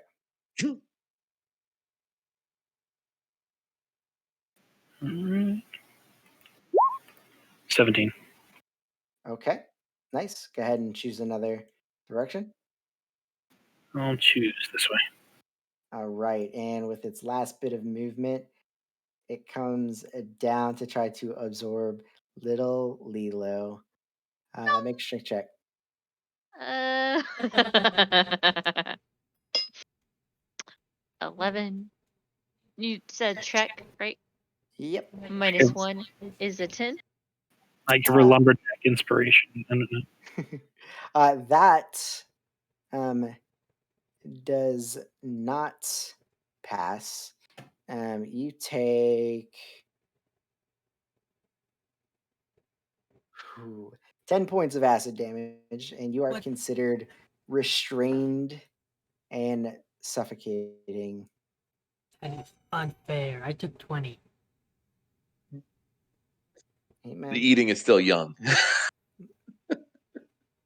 You took 20 on the start of its turn. It's two different values. Go ahead, Jack. You're up. All right. Shove. Sorry, what? Yeah, go ahead. Go ahead. Shoves are technically attacks, correct? Correct. So can I shove both of these people out with my 2 attacks? Well, you would have to shove into the cube to push them out, but you can Or a certainly try. grapple or something to like pull them out?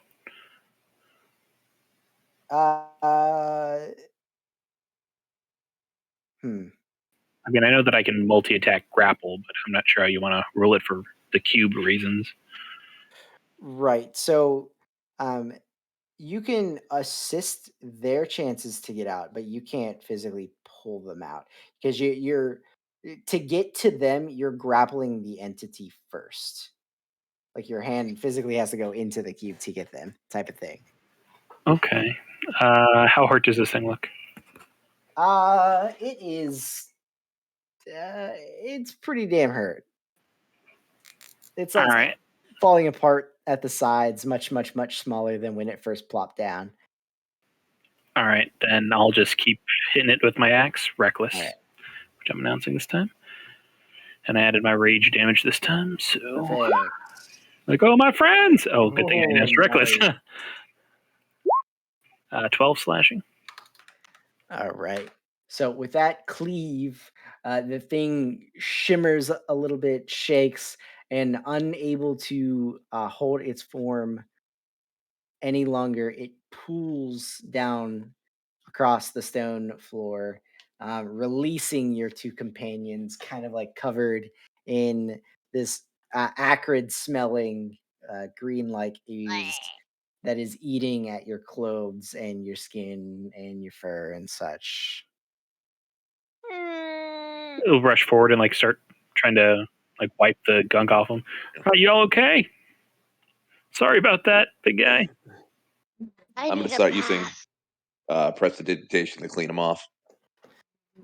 Yeah, that works a little bit better than hands. Rubbing your hands, yeah. You I'm know, tough. I don't So, care. you know I'm just how yeah, gonna hard. glare. I'm just gonna glare at Jackie as he's like rubbing it into their skin. it takes a moment, but you clean them off, and you guys do notice that in the center of this thing, it did hold suspended in its body a small golden key. Bob examines his outfit. You know how hard it is to get a three-piece suit for a Minotaur? Yeah, I go you grab the have key. like you were in there for a full round. You have like patches missing. Sorry. Here, and then I'll give him my last or my a healing potion. A little bit of cayenne pepper. Put some pep in your step. My suit. Um, I'll grab the key and I will zip. whoa! How hurts everybody before you go running off? Very. Yeah. I'll Um, I'll hand you 2 healing potions, Bob. I was gonna say, Both of my healing back, potions. Bastion reaches into his backpack and he pulls out another bag and he puts it on the ground. There's 8 healing potions in it. That's what he spent his money on. You know what I spend my money on? A bag of gold. Oh, fucking guy. So Mm, I guess let's I burn those up. Yeah, I will I'll drink my one greater healing potion and mm, plus 13 health. I think one more smaller potion that is offered from the guys. Okay. I Is got I'll that out of my bag or is that out of Jackie's bag? Uh, I guess yours, because no one's taken from yours yet. Correct. All right. Let me go mark that down. Okay, so I have 2 potions, right? Ooh, plus yeah for 9. me. I have full health, boys. All right. Precisely. I'll take 2 out of his bag and thank you, and I'll take a little pinch out of my spice pouch and add some cayenne pepper to both before I drink them. All right. Knock 2 off of mine. Okay. And Need some Bobo? 8.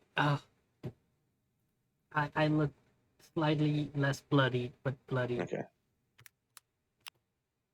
All right. Were those 2 out of the bag as well? Those were the ones he gave me originally. Oh, okay. All right.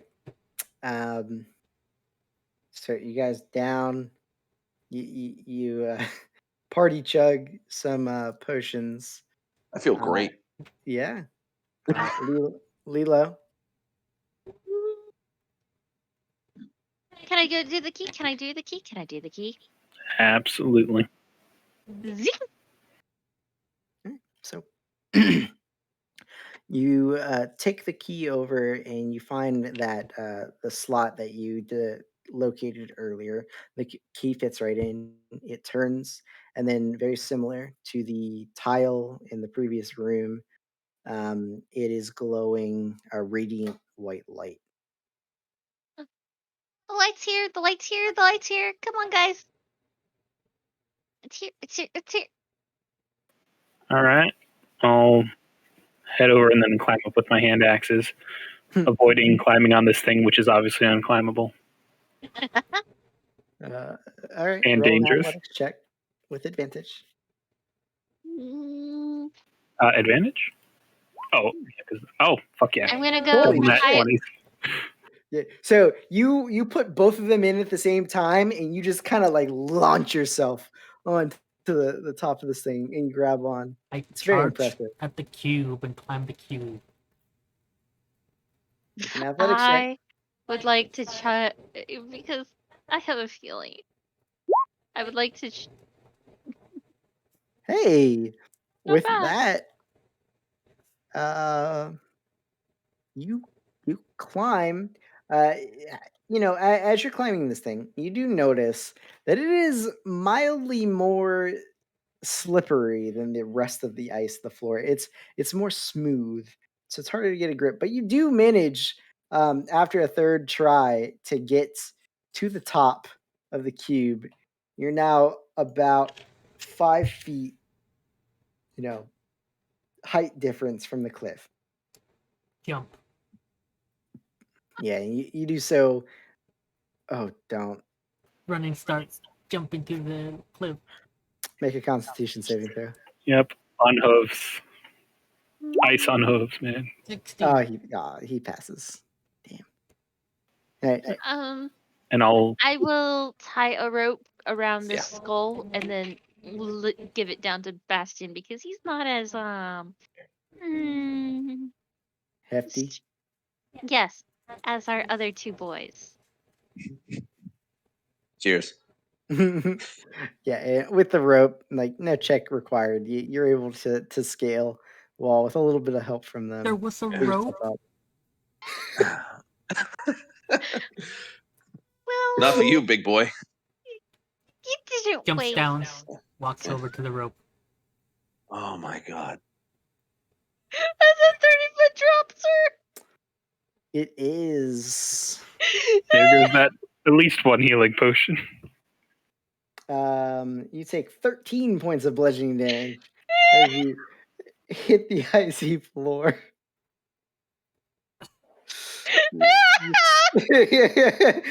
I wish I could see his face.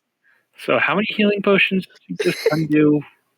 Both of them. 12, 13, exactly both of the healing potions that I gave you.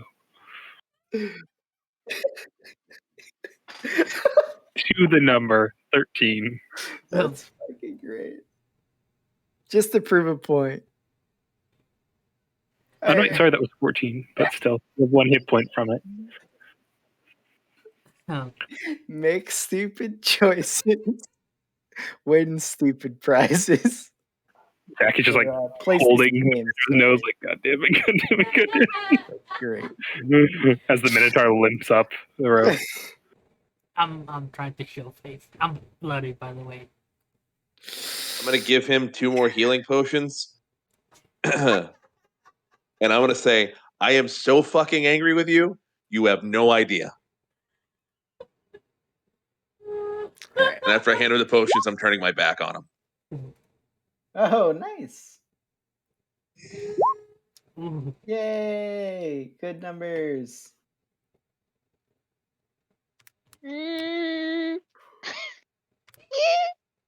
Probably shouldn't have done that. Yep.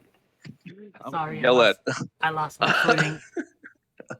I'm gonna yell across everybody. Go, don't Jackie, get your believe team you. under control. What is this night? All right, let's keep moving. Through the bike. What? All right. So the moment you guys step into the teleport panel, the temperature falls away from the cold to something immensely more tolerable. You find yourself in a well lit room with a light gray stonework making up the walls, ceiling, and floor. The room's about 40 square feet, so a lot smaller than the previous one, and the ceiling is about 12 feet tall.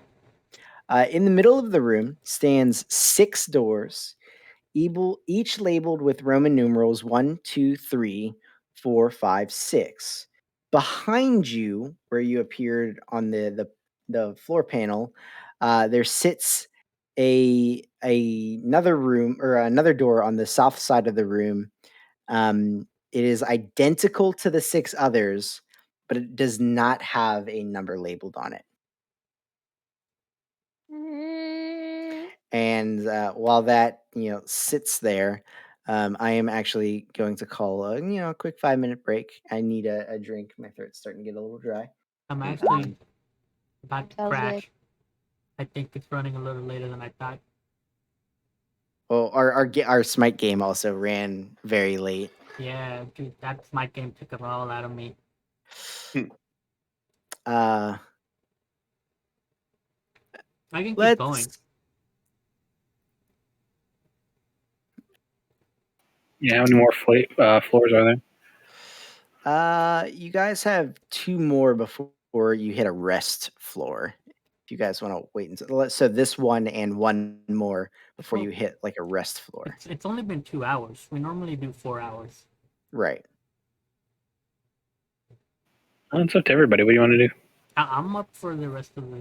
Like, I'm not gonna fall asleep. I'm just saying that's my game. Really took it out. Did.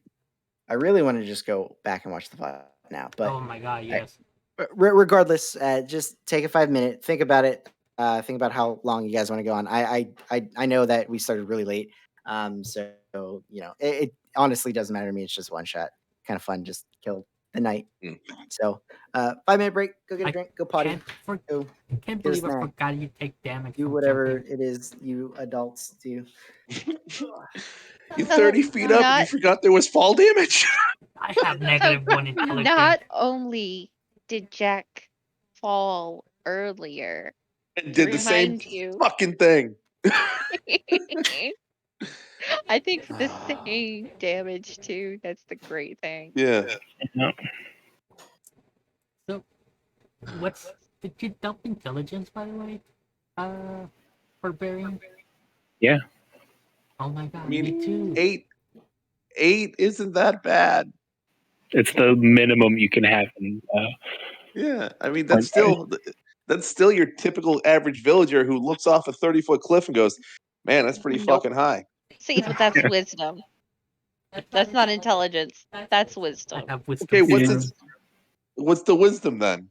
I swear to God, if that's 8, it's the same fucking thing. 13. Yeah. See? God damn you guys.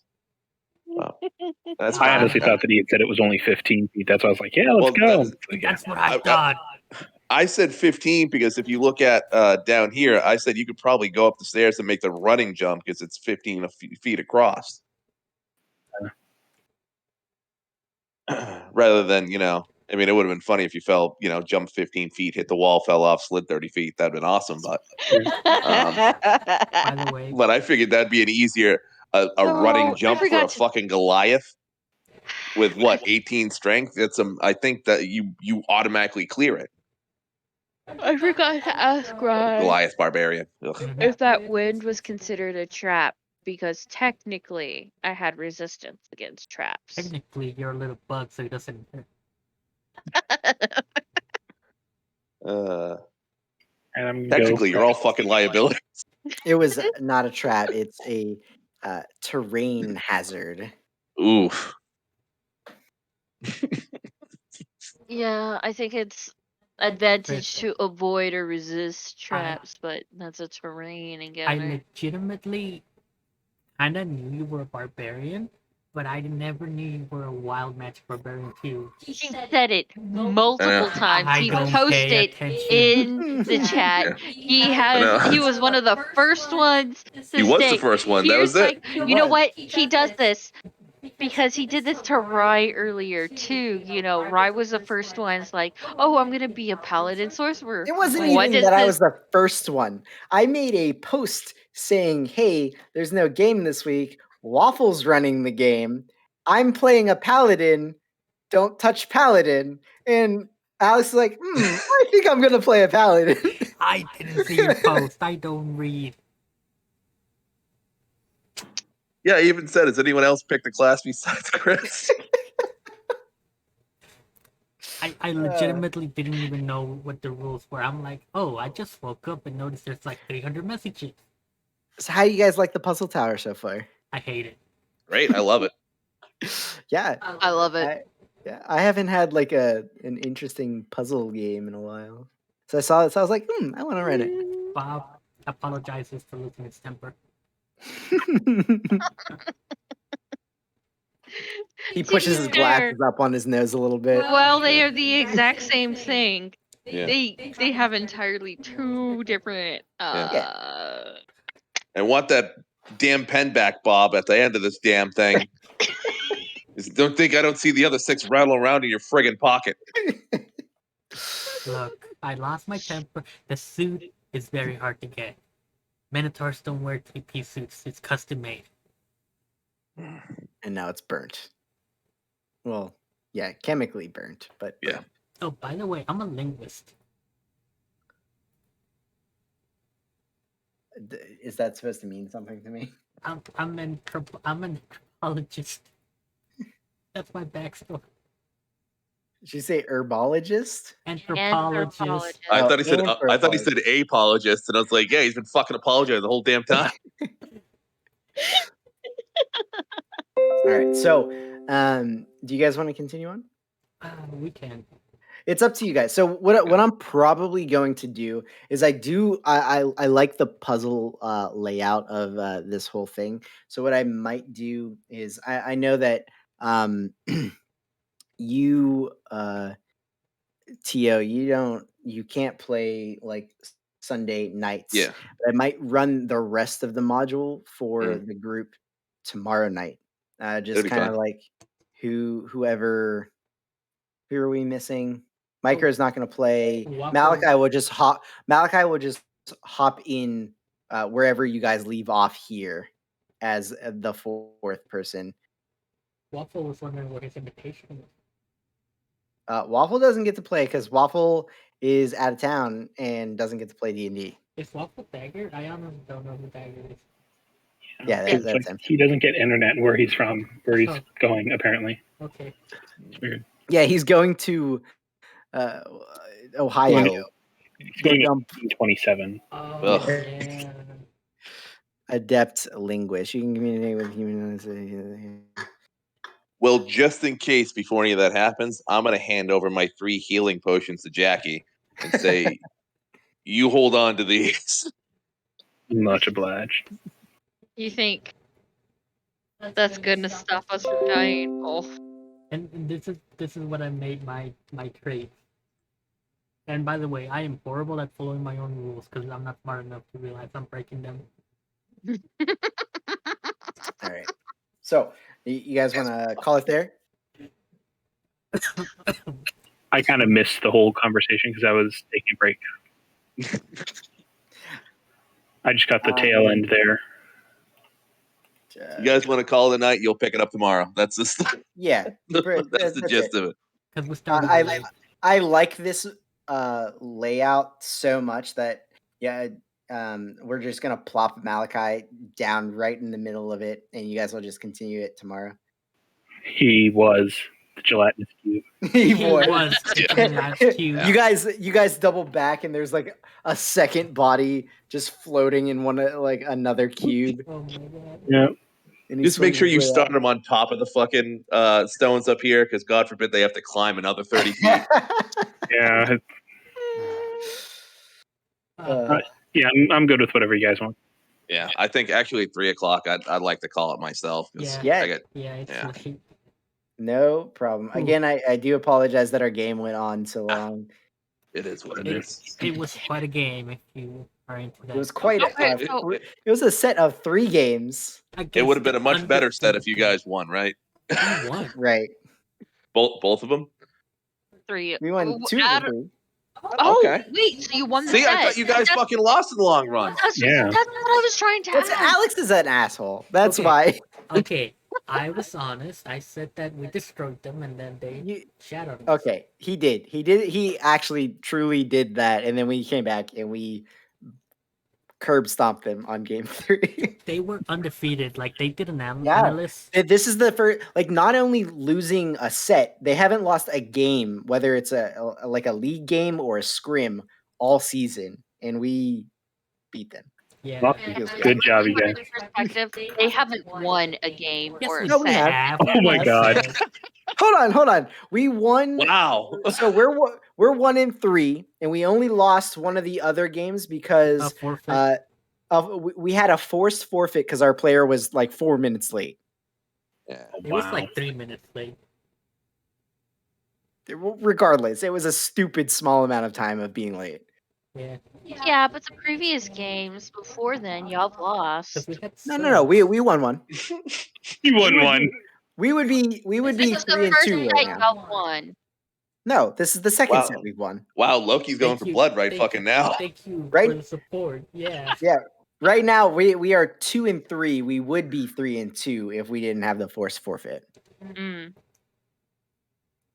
She's not buying Regardless, it, they were projected as being the top team in our league, so we beat them pretty handedly. So it feels good. Thought we could, yeah. Yeah, there was a unanimous vote that we were going to lose today. there was rankings and it was 100% loss for us. I was trying to find y'all, and y'all weren't on the Reap Smite channel. So we were originally going to be Broadcasted. playing tomorrow, but Malachi has his grandmother's birthday is tomorrow, so he's going to be with family. So we wanted to retime it. So we did it today, and they're going to rebroadcast it tomorrow with the announcers and everything. So we're gonna sit down as a team tomorrow and watch it. I think it's 6, right? 6 Eastern. Yes. 5 your guys' time. Okay, because I was like, man. Yeah, it's going to be a riot. The two announcers are the two hype announcers. Like they're my favorite ones. Yep, Lucia's one of them. And the other one's Spooky Mars, one of our coaches from last season. So I can't wait. It's going to be. You're going to broadcast on the Ocho or? Kinda. Twitch. Okay. I'm setting something up for that too. All right. I'm going to end the stream. All right, gentlemen, ma'am. Yeah. Night. Sirs. It was a good game. Had fun. Good Thank you so night. much, Raya. Yes. So again, sorry it was so short, but Yeah. D&D. We got some good in there. And all right, well, I'll see everybody later.